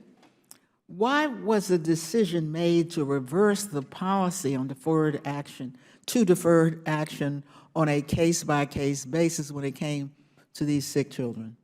That was not a change, Congresswoman Norton. It was always case-by-case. Deferred action, by definition, is a case-by-case consideration. But there was a category. No, ma'am, and there was no medical deferred action. You've sort of implied in your comment that this was just about people seeking medical concerns. Sick children, sick well, children. We are interested in the sick They are children. among those. We also get ADHD filings, and we have filings for people who are getting older, and that's their basis for the claim. There was no directive whatsoever to reverse the policy to case by case, and we did not understand the policy to be anything to be case by case before. So you're telling us it's always been case by case? Yes. That's your testimony? Yes. Obviously, you have to look at every case, but we're looking at the category of sick children. I want to, I'm asking you because of a decision that directly conflicts with the recommendation your agency reportedly prepared for the acting secretary just 10 days prior to reversal. And I'm referring to a memo that was apparently prepared by your policy and strategy chief for a September 9th meeting with Secretary McCleenan. You were selected to lead that meeting. Are you familiar with that memo? I don't have it memorized, but I am familiar with what you're referring to.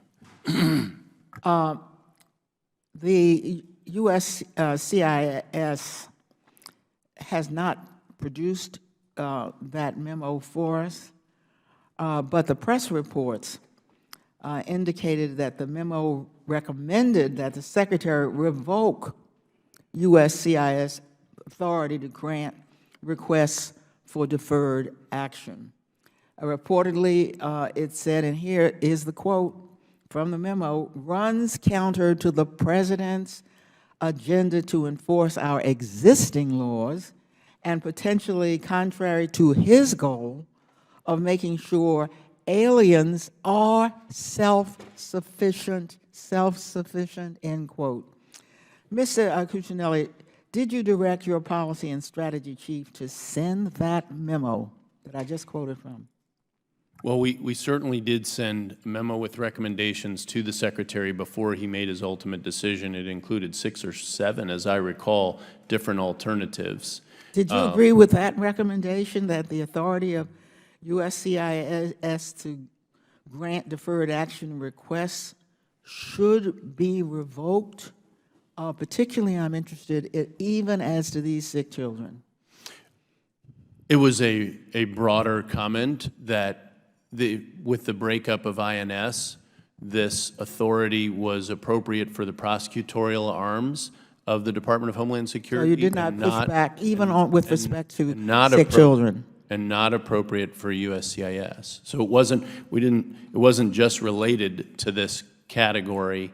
And of course, you mentioned sick children, which I and I'm sure everyone else at USCIS are very sympathetic to, but that is a category. That is exactly the kind of thing we would look for in legislation, is a category. We do not have the power or authority to create a categorical grant of a benefit. Mr. Chairman, I just want to indicate that, of course, there is administrative authority to create categories, but if they need legislation, maybe we need to tell them what they already know. I thank you very much, Mr. Chairman. The gentlelady yields back, and perhaps you could pursue this with Ms. Norton, who was the chair of the EEOC, so she knows administrative law and policy very well. But it's an interesting conversation. Let's see. We come now to Mr. Desaulniers. He's recognized for 5 minutes of his questioning. Thank you, Mr. Chairman. Mr. Cuccinelli, it's a little difficult for me to sit here and listen to you say it's the Congress's responsibility when this administration has, and the President has publicly said that the second article of the Constitution gives him the authority to do whatever he wants. And the amount of discretion that you have tried to, the administration, I should say, in this field have been challenged in court. The courts have so far upheld things like funding of the border wall, separation of children. So your attorney, I assume you believe in precedent. Deferred action started in the early 70s. I was told in the Nixon administration. There's been iterations all along allowing for discretion, administrative discretion. And then now suddenly you say the Congress needs to act. And I would like, as I said at the last hearing, the historical perspective, at least in the last 5 sessions, Senate Bill 744, the so-called Gang of 8 bill, 4 Republicans, 4 Democrats, passed out of the House with bipartisan support, led by Senator Schumer and Durbin and McCain and Rubio. Then it got over here, and we're told now through articles in the press and interviews by Mr. Bannon that he and others went to elements of the Republican caucus, and I'm not privy to this, but argued that that bill should never come up because it was a good wedge issue for politics. So it never came up. Recently, in the last session, Will Hurd, a very well-respected Republican member, and Pete Aguilar introduced a very similar bill. Again, the Speaker never brought it up. So any member is free to put a piece of legislation in and let the public see what it is, and I would encourage my colleagues on the other side to do that, and I'd be happy to work with them. But this context that it's everyone's fault defies what we've been told in the press about the dynamics in the other caucus. So having said that, I want to turn my attention specifically to one case, and you've talked about process, and you've been very dispassionate about it. Mr. Renaud, who was here last time, in the case of Isabel Bueso, the family's become dear friends. They came here legally, by the way. They were here illegally under a tourist visa. They were invited to the United States under a federal program to be part of a medical trial that's kept her alive. She was 7 years old when she came here from Guatemala. She's now 24. Her doctor, a very well-respected doctor at the University of California, San Francisco Children's Facility in Oakland, says if she goes back to Guatemala, she will die because she can't get the weekly treatment she gets. So you said all of these people were here illegally. In this case, at least, that's not the truth. Now, maybe we can argue some of the parameters of that, but I want to read the letter that she got, as I understand it, your direction from the field office director in San Francisco. Dear Ms. Bueso, thank you for your request for deferred action for U.S. Citizenship and Immigration Services field offices. No longer consider deferred action requests except those made according to the U.S. Department of Homeland Security policies for certain military members. The evidence of record shows that when you submitted your request, you were lawfully present in the United States. So even your department recognizes, contrary to your earlier comments, that she was here legally. Your period of authorized stay has expired. You are not authorized to remain in the United States. If you fail to depart the United States within 33 days of the date of this letter, USCIS may issue a notice to appear and commence removal proceedings against you in the immigration court. So Ms. Bueso, she was asked at the last meeting, how did she take this when she received this letter? She was at the hospital receiving treatment. Her mom gave her the letter, and she told us that she vomited, that she was so upset they had to take. So how can you, as dispassionately as you describe this, Ms. Renaud said, I'm not finished, and there is a process here, and it's Congress's process. He said, Mr. Grothman, he wouldn't answer my questions, but questions Mr. Grothman, he said, oh, there would have been a file. We would have known about her. We would have pulled the file, and that should have gone up the chain of command. So did you ever hear about Isabel Bueso before you made this direction? Before this was decided, no, sir. Did you ever think of the consequences for people like her? Did you ever think that with all the other things you have to do, and I respect that, and I also respect the fact that Congress needs to come together, but you still have consequences, and as the record shows, multiple administrations, and she, in her case, was approved for deferred action by your administration. So all of a sudden, things changed. She's here, she's under a program, she's saving people's lives, Americans' lives and others, under a much-respected American federal government program, and then she gets this letter. You're responsible for that.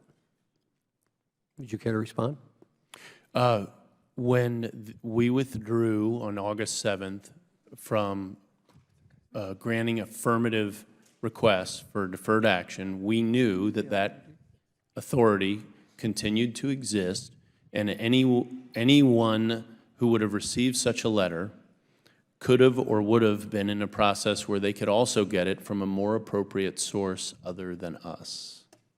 And as Mr. Renaud, who you referenced, also said that day, the adjudicator who would have been dealing with a particular case, I believe is what Mr. Renaud was referring to, would have known about it.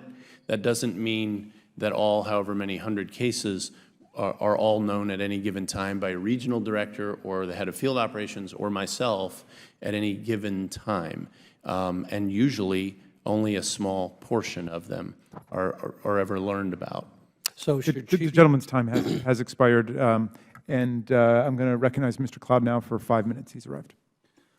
Thank you, Chairman. I apologize for my tardiness. I've been in the skiff. I would like to yield time to Mr. Roy. I think my friend from Texas, I would have been in the skiff, but we've had competing circumstances here. And so I would just ask a couple quick questions. Mr. Cuccinelli, I've heard a few of my colleagues on the other side of the aisle, particularly my colleague from New York, talk about benefits.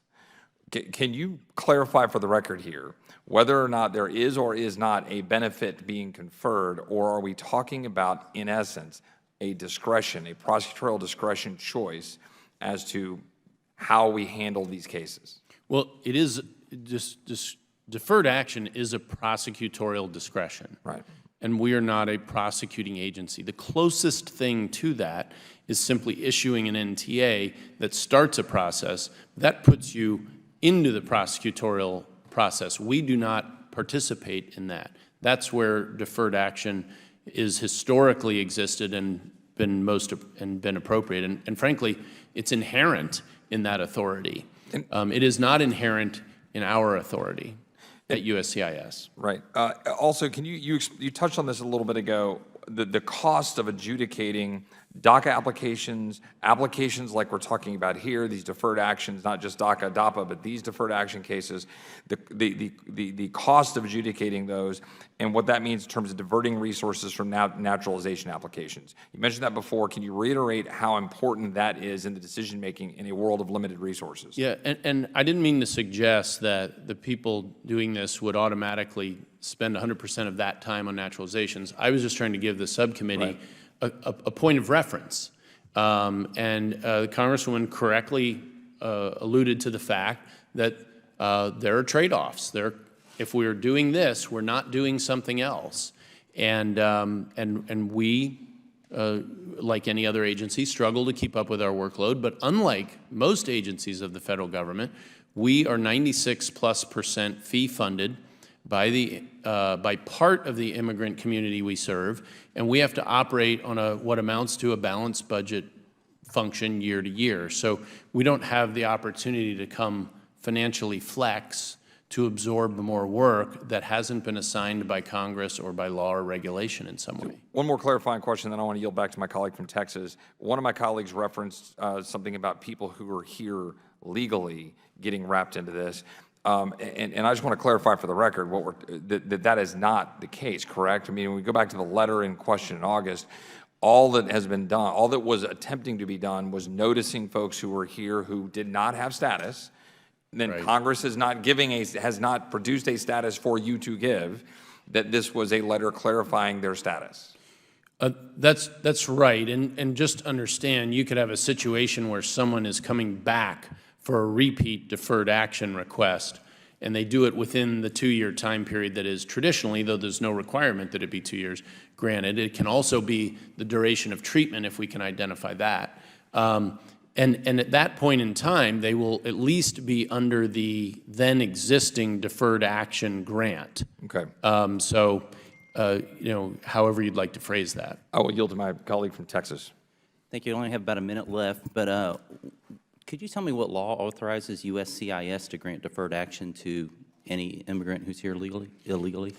Well, there's no specific law that does that. This is a derived authority granted to the Secretary for use specifically in case-by-case circumstances that came when INS was broken up So to be clear, the USCIS does not have a formally established medical deferred action program? Absolutely not. Never has, and it's never existed in the Department of Homeland Security or its predecessor, INS, as far as I know. Would you say that it's being treated as if it were a formally established Certainly, a lot of the discussion sort of assumes a program that a lot of people use the medical deferred action Title IV. And there are other reasons people request deferred action other than medical. There are perfectly good human reasons, sympathetic reasons why we're talking about the medical, but other requests are made as well. Okay, and how many requests for medical deferments do you receive each year? If you count not just the requester, but family members who might be requesting to stay to be with another family member for medical reasons, probably in the 500 to 600 to 700 range. Do you feel you have the resources to appropriately deal? Well, I mean, we can do the work, but then we're not doing other work that is legally assigned. I mean, that's the trade-off. Thank you, Chair. Thank you very much, Mr. Cloud. Okay, but we're going to do one other round just to clean up some questions that are lingering, and any member who would like to do a few more. I'm going to start with the gentlelady from Massachusetts, Ms. Presley. You're recognized for 5 minutes. Thank you, Mr. Chairman. Again, our forever chairman, Elijah Cummings, reminded us that the charge of this committee is to be an efficient and effective pursuit of the truth. And so I'm encouraged that today we made some progress in that regard. And I want to thank you under oath for your honesty, Mr. Cuccinelli, and taking responsibility for that decision to reverse the policy. I want to ask you, it was previously mentioned on the record that your agency had done analysis to ascertain what would be the impact of such an abrupt policy change. Do you believe that your agency did enough analysis to assess that impact?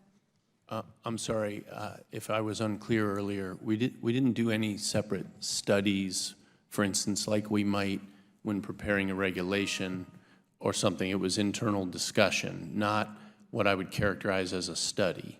Well, given that it was an abrupt policy that's to impact quite literally the lives of critically ill children, in hindsight, do you think that you should have done some analysis? Well, I do think in the if I had it to do over again category, that I would not have applied it to people then pending, if for no other reason than to ease the information out and to not surprise them with a change in circumstances. That'd be the main thing I would do differently. All right, Mr. Cuccinelli, it has been widely reported that the Office of Legal Counsel at the DOJ determined that you were not eligible to serve as Acting Secretary of Homeland Security under Vacancies Reform Act and the Homeland Security Act. It has also been reported that the Director of the Presidential Personnel Office at the White House has accepted this decision and briefed the President accordingly. Do you accept the decision of the DOJ and the Presidential Personnel Office that you are ineligible to serve as Acting Secretary? I'm not privy to anything you just described, and so I cannot answer that question. Well, it's public record, but it's just, could you give me your visceral response? As you may know, my last government post was Virginia State Government, and I am no expert. I know areas of the law very well, but I don't know them all. And one I don't know very well is federal employment law, including things like the Vacancies Act and so forth. And I have not studied it or looked at it. Sure, but again, the Department of Justice and the Presidential Personnel Office have ruled that you are ineligible to serve as Acting Secretary. So if asked to serve contrary to the law, will you decline? I would not do anything contrary to the law. If I understood something to be contrary to the law, I wouldn't do it. All right, very good. If President Trump chooses either of you to replace Acting Secretary McClellan, will you commit to keeping deferred action protections in place at USCIS? And this is for both Mr. Cuccinelli and Mr. Albence. I don't think it's appropriate to comment forward like that. I told you just here what I would characterize as I'll call it a mistake, because it was, to apply this retroactively in particular. I do think the underlying philosophy was correct, and I also understand that deferred action remains available for all the people, even had the USCIS policy gone forward. But I cannot tell you going forward what I would advise some other secretary to do, or what they would do, or even if I were the secretary. Well, that's disappointing. Because this is, I understand, Mr. ma'am. Cuccinelli, you've accepted, respectfully, you have accepted responsibility for making this egregious policy reversal. You have also expressed regret, and just now you used the word mistake. And so I'm not sure why it is challenging for you to just offer, if you are the acting secretary, would you keep the deferred action protections in place at USCIS? I don't expect to see any change regardless of who the secretary is unless the program itself changes Reclaiming my time. dramatically. Mr. Albence, your response?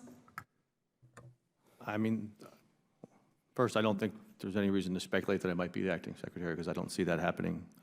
Would you keep the policy in place, sir? Yes or no? I would certainly look at any decision going forward. I support the decision that Acting Secretary McAleenan made. Reclaiming my time, in closing, I just want to remind my colleagues here today to not lose sight of why we are here, the families and their critically ill children whose lives are on the line. We've talked a lot about process, but this isn't about process, it's about people, and we should never forget that. Thank you, and I yield. The gentlelady yields back. Thank you for your comments. Mr. Roy, any? The gentleman from Texas, Mr. Cloud, is recognized for 5 minutes. Thank you, Chairman. Mr. Cuccinelli, you mentioned you started to get into the lack of resources to do what you are legally mandated to do. Could you speak to that? Wow, I could use a lot more than 5 minutes on that, Congressman. You know, I'll start with what I think is the highest profile backlog we have, which I would say is accurately characterized as a backlog, and that is asylum cases. Over half of them are over 2 years old, and I'm referring to affirmative asylum cases. There's two ways to claim asylum. The Department of Justice, if they were here, would be talking about defensive asylum claims in immigration proceedings. We deal with affirmative asylum claims. We have about 340,000 cases pending.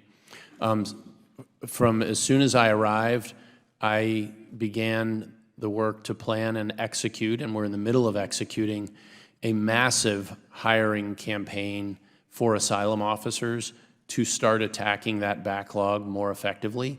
The main problem in attacking that backlog effectively is the crisis at the border. We broke records again for credible fear interviews last year, just to use one example. Reasonable fear interviews associated with the MPP program. The same people are doing that work. Those are and none of what I just described to you, Congressman, is paid for. None of it. So when we construct our fees, we have to build into those things we do charge for the costs of the things that we don't charge for, typically humanitarian work of a variety of forms. Okay, you mentioned that this program's not formally established. Could you speak to what the process for formally establishing it would be? Well, I mean, really, the only avenue is legislation. This authority, as I said, was around in INS days, and that was when prosecutorial authority was in a region, was residing in the same person who was responsible for all of our visa work, the benefits that I was talking with the Congresswoman about earlier. With the division of INS, those authorities were divided. But it appears, looking back, I wouldn't even call it a solution. The almost knee-jerk reaction was just to assign the same authority to all three agencies, even though we don't have prosecutorial responsibilities. Right. Since USCIS is using your own discretion to provide deferred action, can you speak to some of the common illnesses that are normally granted deferred action for medical treatment? I'm sorry, the common what? Some of the common medical illnesses that you see that are granted? So I have to say my information is anecdotal. Obviously, we've been talking about this, as you all have, over the course of the last several months. So I used some of the I pulled a selection of cases, for instance, just to review at random to see what the cases looked like. So to get an idea of what adjudicators' workload was associated with these and what they had to do and contend with. And it runs the gamut. I mean, it runs from the kind of cancer and cystic fibrosis we've heard about today, obviously among the most sympathetic types of situations you can imagine, to things that look, to me, even though I don't decide these cases, rather patently abusive. I use the ADHD example. Really? Just not in the same league. You know, people claiming getting older. And I also mentioned earlier, some of these, a good number of them, are not medical. There are other claims as to reasons they want to stay. And candidly, the cases we talk about here, even though we can't decide a case sitting at this table, are the ones that you would think are most likely to be found by a career employee, and that's who decides these, as, to use the Secretary's language, compelling facts and circumstances. But I can't sit here and prejudge them even favorably, even though I'm sympathetic to them. And you mentioned that really when this comes down to it, it's our job to manage the resources and give you direction on them. Could you explain what's the best thing that we could do when it comes to what your job is to, you talk about the limited resources to do all these things. Well, Gentleman's time has expired. Please answer the question. Okay, I mean, don't make us guess. You know, Congresswoman Norton referenced her category of sick children, and she said category. If it's a category, you all should be assigning it to us. Of course, the Supreme Court's going to take up DACA on November 12th, and it follows the pattern of the DAPA case that Ranking Member Roy mentioned. Can the executive branch use these inherent authorities that Congress hasn't given any direction on to create categorical grants of benefits? It is the position of this administration that we cannot do that. We will use the authorities we do have that are discretionary on a case-by-case basis. Nonetheless, at the beginning of this process on August 7th, it was understood that the authority to grant this relief would continue to exist at a different point in the process, and I know people don't necessarily want to, they'd rather go to USCIS than ICE, but the fact of the matter is that's the appropriate and historically appropriate, getting outside the federal government, place for prosecutorial discretion, and that's with a prosecutorial agency. Thank you very much. I'm going to recognize Mr. Desaulniers for 5 minutes of further questioning. Thank you, Mr. Chairman. You have mentioned waiting for legislative action, even though it's clear you have the discretion or the precedent is there for discretion. So what I would suggest to you, and I'd like a response, I have a private bill for Isabel. It's in judiciary right now. We're looking for support. We've had comments from legal experts. If there ever was an example of a need for a private bill, this is it. So I would ask in the interim for the specific case that as she goes through, and I'm being told by her attorney some of the questions are different than the last 4 times she went through this, that you would work with us. Because I assume you don't want to be back in the position where she's in the cover of national magazines, she's in the New York Times as an example, even though she may be a little bit different. So that's one. And then Ms. Presley and I are working with the committee. We're looking for Republicans to work with to tailor a bill for this group of people. That would help them. And in a normal functioning relationship between both parties in Congress and administration, we would be trying to work on something that, knowing that there'd be a give and take. So within that context, I hope, and I would like some kind of response from you, that you have the discretion to at least work with us to see if we can provide legislative remedy for this group of people and specifically for this person. While I don't necessarily agree with your initial comment about precedent in our authority, we will absolutely work with you. And I want to make it very clear, we don't even have to agree with what you're doing to be willing to help you do it correctly and craft it correctly. we will do that and bring subject matter experts to help you do that. We would be glad to do that. Well, I'm grateful for the help. Sounds a little patronizing, but I'll accept Well, that. no, I mean, we'll give you I help say in it that way return. simply because the nature of that's some of the fine. discussions, people can have the opposite impression. It's not intended to be patronizing at all. It's intended to be, to point out that's a function we view Accepted, as daily. accepted. That was my Irish sense of humor. So in the process of how all this developed, you issued what came to the letter. You're going to eliminate deferred actions. There was this big public response. We had I thought, very bipartisan hearing here. And then there was discussion within the administration about what you should do about it.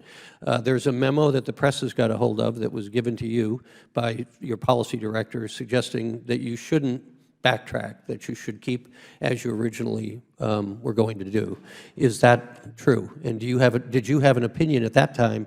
And clearly at that time, that was after our hearing, you knew about Isabel and some of these other cases. So did you support the acting secretary's decision to change the policy on deferred action? Yes, I thought it was particularly critical to get the question decided. And as I view our role when advising something like that, we gave him a wide variety of options, presented those to him. With respect to my earlier comments, both to Congresswoman Presley, where I noted that I did think it was a mistake to implement this on a retroactive basis. I freely concede that. But philosophically, it is appropriate or more appropriate for this authority to rest with the prosecutorial element of the Department of Homeland Security, which is not USCIS, and that these folks would still, while under different circumstances, be able to avail themselves of that. Okay, so in this specific case, and this is for both of you, they're in limbo. They're in a legal bureaucratic limbo, the Buesos. Dad keeps working, and by the way, there was no public charge here. They paid for their insurance to be part of the program. They're taxpayers. They're beneficial to the economy and the community. Isabel went and got a degree with honors from Cal State East Bay. So how do we work to help them through this process until we get to the point where either she can get her deferred action and they're in this bureaucratic limbo? Well, we have, as you know, reopened these cases, and I can't speak to timelines for particular cases, but I do know that we have commenced deciding them. I mean, we're getting through some of the work. We have seen an uptick in filings, I would note for you, since this public discussion began, and that's behind the Buesos in that they were already in the pipeline, if you will, so theirs would not be affected by that uptick. But I can't speak to exactly how long it would take for each of those cases to be decided. But I can check it separately when we leave here. In the idea of working together, and I would be willing to help you in this regard, not being patronizing, hopefully, they're in this situation. It's a practical situation. If we could work to assure them they were going to have their due process as you currently outline it, right. And if there's a gap in there, we're going to work through it until the decision-making, and then if we could work on legislation that would permanently correct, at least for this group of people or for her, that's what I'd like to hear. Yeah, we'd be glad to do each one of those things. All right, appreciate it. Yield back, Mr. Chairman. Thank you very much. The gentleman from Kentucky, Mr. Massey, is recognized for 5 minutes. Thank you, Mr. Chairman, and thank you for having a hearing on this important topic. I want to thank the witnesses for showing up and dispelling the misinformation that's been out in the press and the false narratives that we've heard for the last several weeks and months.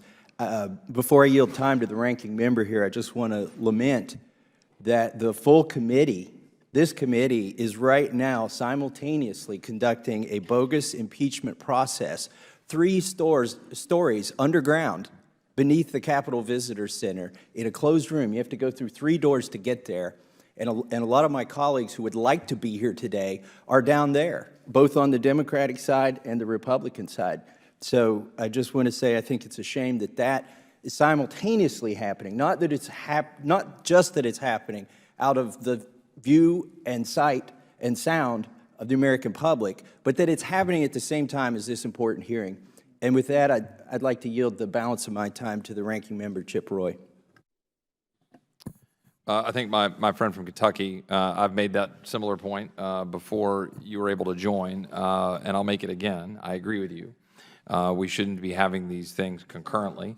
This is too important of an issue, and this has been happening on a regular basis. Last week, I had to do the same thing on a different hearing where I was unable to participate in the depositions that are going on this important matter in a way that, as I will reiterate, it's very difficult to get transcripts. It's very, and for even those of us on the committee, and you're trying to figure out how to go get information for a thing that's occurring right now that I can't physically be present for, and now I want to go try to figure out what I missed.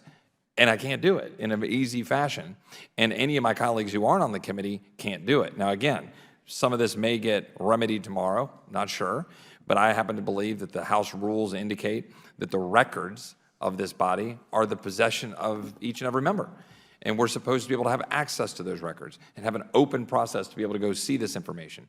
And it's, I think, critically important for the American people to know that this is what's been going on and that we can't have the kind of full debate that we ought to have. I do want to just come back one thing, and at a little bit of risk of repetition, but it's, I think, really important, because I appreciated some of the comments from my friend and colleague from California, that maybe we could work with y'all and try to figure out how to solve any of the issues here from a policy perspective as a legislative body, act as a Congress to solve the issue. That what in carrying out the action that Mr. Cuccinelli carried out, and you can jump in here because I don't want to speak for you, but I'll characterize it in this way. One might say a letter could have been written a different way, or maybe we could have carried it out a different way, and this is what's been discussed, and Mr. Cuccinelli has said that, you know, maybe he had hoped it had done differently, but it has highlighted an issue that has been lingering where my colleague used the word limbo. Even with the letter from USCIS, you're in limbo. There is no status given, right? And Mr. Cuccinelli, am I correct about that? In other words, USCIS gives a letter that basically says, here, you got a letter, hey, we USCIS, who have no authority to say whether or not ICE is going to exercise their prosecutorial discretion, we're giving you a letter that sort of says you might be okay for a couple of years. Is that roughly correct? Roughly. Yes. Can you clean up my roughness? I mean, that deferred action can be revoked at any time. Right. In circumstances where there might be a reason for someone to be in removal proceedings, ICE and USCIS talk about those individual cases. They're rare, but they do happen, and we coordinate our efforts. And again, going back to the beginning, was anyone being targeted, any one of these families in question, targeted for removal after said letter went out? So putting aside No, whatever... absolutely not, no. And so acknowledging the concerns of the families receiving the letters. I think everyone acknowledges the concern of how that was received. And we're all guilty of doing a lot of stuff in a lot of fast-paced environment, like getting out and executing, and then going, well, maybe we could have executed that better. But the question becomes, the letters go out as a process matter. None of these families were being targeted for removal, to the best of your knowledge? Well, not to the best of my knowledge, no. Mr. Albens, to the best of your knowledge? No, I mean, we wouldn't even know they existed. Even that grant of deferred action is not something that would have come to our attention when CIS does that. So we don't even know these people exist.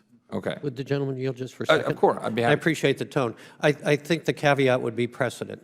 I mean, we've heard there's a long precedent in the evolution of deferred action, and in this case, in this family, they have been approved 4 times before, including by this administration. So I'm agreeing with you, but from their perspective, the precedent was what it was. I see. May I address that?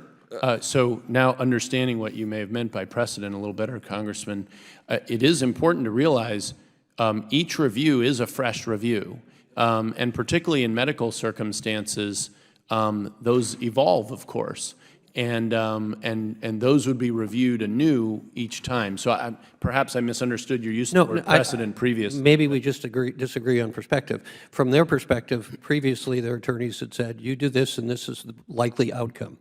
So you do need to go through the process. What changed was the unilateral decision to get rid of all deferred action.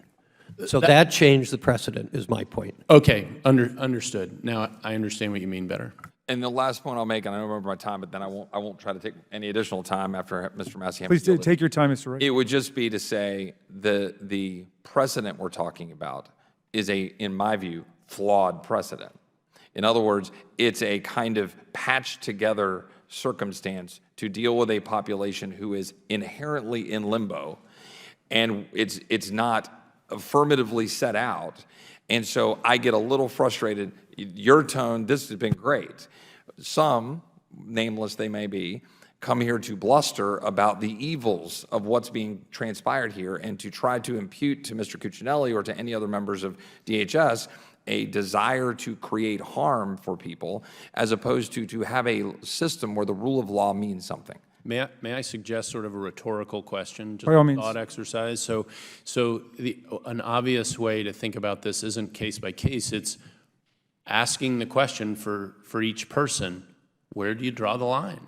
But thank how do you, you do Mr. Cuccinelli, for that, because that goes right to my closing thoughts here. And I want to start by thanking all the members of the committee for a very productive conversation. I want to thank both of you for participating, for educating us, and participating in what I think has been a constructive process. I want to thank you particularly, Mr. Cuccinelli, for expressing regret about the mistake that was made in what you said was the retroactive application of a shift in the presumption, I think.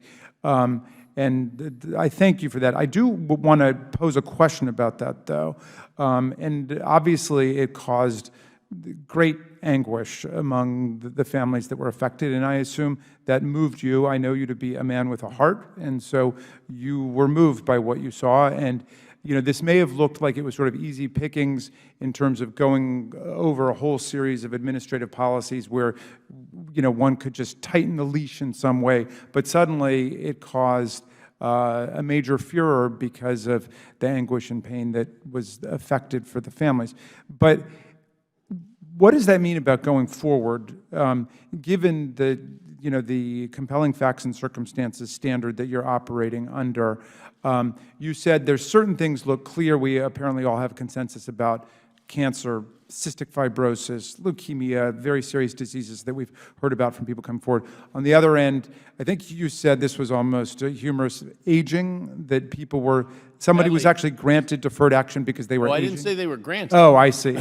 Okay. I just said we see those applications. But would it be your intention, because I did look at the question of where your authority comes from. It's not totally made up authority. I think that in the June 2003 delegation to the Bureau of Citizenship and Immigration Services from the Secretary of Homeland Security, P was authority to grant voluntary departure and deferred action. So you are, you do have that delegation of authority. Presumably you could operate it either on kind of a more arbitrary case-by-case, everybody make up on their own rule standard, or what it seems like you're trending towards now, which is to develop certain categories that would strike everybody as commonsensical medical compelling need versus, you know, people want to be here to age in place in, you know, in the United States. Is that your thinking, that you would try to develop some directives for the people who actually make these decisions? Okay, so a couple of points, Mr. Chairman. First of all, the authority you cite there in the Homeland Security Act is how you trace this back statutorily. It goes to the Secretary, but the purpose of deferred action is it is inherently a prosecutorial discretion. Thus my descriptions here today. So, and what you point to in the statute doesn't provide, other than case-by-case consideration, doesn't provide guidance or categories. Okay, can I pause you there? And then maybe Yes. it's a question for Mr. Albence. Would you pursue deportation of people who'd been granted deferred action for a medical purpose? So do you know of any cases where that's happened? And do you have any intention in the future of doing that? I'm not aware of any cases in which that would happen. Okay, fair enough. So, Excuse me, let me take, I'm not aware of any cases in which that has happened. Gotcha. I'm not saying that there's somebody that could have been granted medical deferred action, gets involved in some sort of. I got you. Somebody criminal could commit a activity. crime while they were Exactly, here so- on deferred action for medical reasons. I got you for that. So, but is it your thought, Mr. Cuccinelli, that you would try to elaborate and specify what some of these circumstances are? No, sir. To be clear, from the acting secretary, Secretary McLean, it is to continue it as a case-by-case. What we do internally is try, and I heard some comments a little different than this, is to maintain consistency. And the way we do that is that the 4 people who are regional directors, sort of at the top of decision chains in the field, talk together about these cases periodically as they feel the need. Those are not conversations I participate in about cases, to make sure that similarly situated people end up with similar outcomes, whether it's grants or denials. But that's just for consistency. It doesn't introduce any standards or measuring stick, if you will, to provide guidance as to how these may come out. We don't have any basis to do that. All right, well, we might have a difference of opinion about that, whether your authority would include that. The only point I would make, and I appreciate what you just said about at least trying to develop consistency, but the point I would make is just when we say that there's a case-by-case method of decision-making, that just means that each of the facts is treated on their own presentation, but there still need to be rules and standards applied for the decision maker to decide how the decision is to be made. And I think that's the nub. Yes. You know. Well, let me just shift to another question. In my role as chair of the subcommittee, we've got to just get on top of the discovery here, which I think we can complete. We should be able to complete in relative short order. And again, we feel strongly about this in general because Congress, as the lawmaking branch of government, has the authority to receive any information we want in order to make the laws that we want to make. You properly chide us for not having comprehensively overhauled immigration law, but we can only do it if we get the information about everything that we need. Can I provide you an update on that? Okay, if you could, that would be great. Specifically with respect to a couple of things. One is the memo that was written on September 9th from Kathy Kovarik, which was announced to us, but we've never seen it. And so that's one thing that I know we would very much like to get. That was one of the things that Chairman Cummings signed the subpoena for. The other thing is that you received from Mr. McAleenan on September 18th his directives with respect to this matter, and he asked you for a memo 30 days after the date, and that passed a week or two ago, discussing your implementation of these directives. I don't know whether you brought that with you or you have. I did not. That was just a simple update, but that's what. If we could have that, that would be terrific, just because we don't have any update about anything that's happened at this point.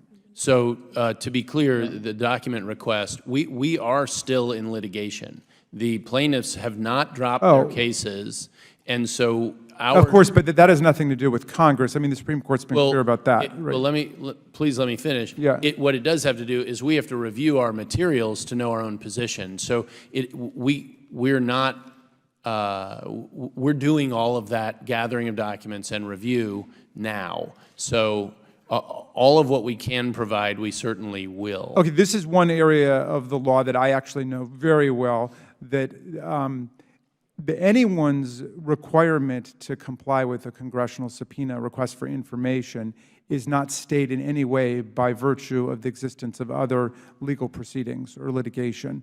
And we can get you all of the case authority on that. So, in other words, we can't wait for cases to be decided, appealed, removed, you know, and so on. I didn't mean to suggest that. Yeah. It just, it complicates our own review of materials as we gather them. Okay. Well, let me just restate. We would at least like an answer from you today. If you can tell us, when will you be able to comply with the subpoena that Chairman Cummings signed on the day that he died? It's dated, several hours before he lost his life. So I feel very strongly about this. Do you know when you will be able to comply? I know we're working to comply. I can't tell you sitting here now. I'd have to revisit with, and I didn't do this morning before I came, I'd have to revisit with the review team back in the office. Okay. Can you tell me when you will be able to tell me when you can comply? Well, we can at least give you at least an estimate by the end of today. Okay, if you could tell us by the end of the day, we can get on a timetable. We want and we need that information. And Mr. Albans, can you also comply with that timetable? Could you tell us by the end of the day when you would? So I can't answer that question. We provided our material to the department on October 20th. So at this point, it's undergoing departmental review. It's outside of ICE's hands. Obviously, our material was much more limited than what Mr. Cuccinelli has, or I expect it to be so. So they are reviewing it for deliberative and privileged information, and then when they're done with that review, I'm sure they'll release it. Okay, very good. All right, good. Well, all right. Well, actually, are there people with you today who can just tell us when that would be? No, it's with the department. These are all ICE people, so it's with the Department of General Counsel. So that would be the entity that would have to answer that question. I could ask them and see when they think they'll have it clear, but Okay, if you could get back to me. yeah, I asked yesterday and got a no date yet. So If you get back as promptly as possible. Okay. Let's see. We have some letters for the record that I want to admit without objection.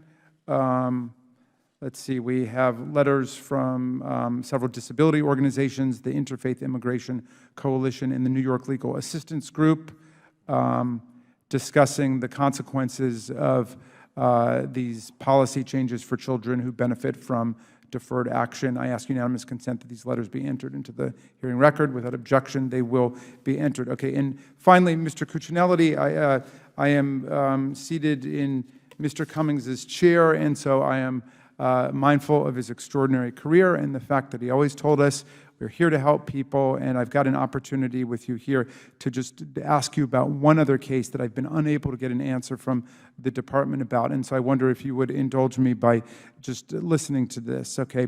It regards the case of an Afghan national whose name is Mohammed Kamran, and he was a U.S. military interpreter for us in the Afghan war. He fled Afghanistan with his family under threat by the Taliban and was unable to seek entry to the U.S. on a special immigrant visa. So he sought entry under humanitarian parole. He was denied as a matter of discretion. To the best of our knowledge, he served this country faithfully and admirably for nearly a decade as an interpreter for U.S. military operators who have written letters in his support and in his defense. Since fleeing to Pakistan, where he's still in hiding with his family, he's been beaten up multiple times by Pakistani police. Last week, he was arrested by the Pakistani military. Advocates for him in the U.S. report that he has been tortured, although he has finally been released, but he was subjected to torture while he was being held. So as the result of bipartisan advocacy, we have members on both sides of the aisle who have been working for him. His case for humanitarian parole was reopened, but on August 1, we were informed by you that he was again denied on a discretionary basis with the addition of the phrase lack of credibility, but there was no explanation of what that meant. And we've been denied the ability to have a classified briefing on the matter. I'm very concerned that Mr. Kamran will be killed or he will be disappeared in Pakistan by the forces that are against him, and the same fate may await him and his young daughters. And so I would like it if you would be able to get clarification for the basis of this denial. If there are real facts there that show that he or his young children are a security risk, then by all means, please let us know. We don't want security risks entering the country, but this is a guy who served our country with everything that he had, putting his life at risk. We have Republican and Democratic members who are asking you to take a look at it. Would you be willing to clarify his case for us? Would you be willing to provide a briefing for us on the status of the special immigrant visa program as it relates to wait times for processing and the drop-off, which has been radical, of acceptance of former interpreters who've served with us in combat zones? Would you be willing to work with us to see that there's justice in this case? So with respect to the individual case, I would have to, I presume there's no privacy waiver from the individual, so I'd have to find out what I'm allowed to share. You know, we operate within privacy restrictions ourselves, and but I'm happy to go determine that and turn back around and recontact you.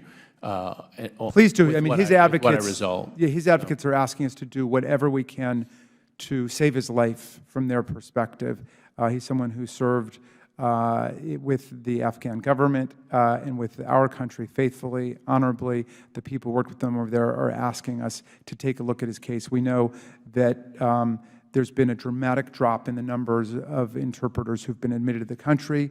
And if that's just part of a general tightening of ability of people to get in, I don't think it's fair. If there's some reason that he shouldn't be admitted, then by all means, please show us that evidence. But if you'd be willing to meet with us or have someone from your staff come and meet with us, then I think we'd be doing a little bit of fairness in the spirit of Chairman Cummings. So let me see how much detail I'm permitted to share, and whatever the answer to that is, I will let you know, report back, and then we can go from there in terms of share what we can. I appreciate that. And if there's anything else, Mr. Roy? No, I'll just say I thank the chairman for the last 10 or 15 minutes, 20 minutes in particular, not to say anything about the forum, but of the back and forth and give and take and the conversations with our colleague from California about how to move forward. So I appreciate that. And I appreciate very much your participation, as always, of the ranking member. I understand from my staff that he has signed a privacy waiver release that Mr. Kamran has, so that's something that presumably we could meet about. You can double-check with your people. That will be very significant. I want to thank all of the witnesses today for your testimony.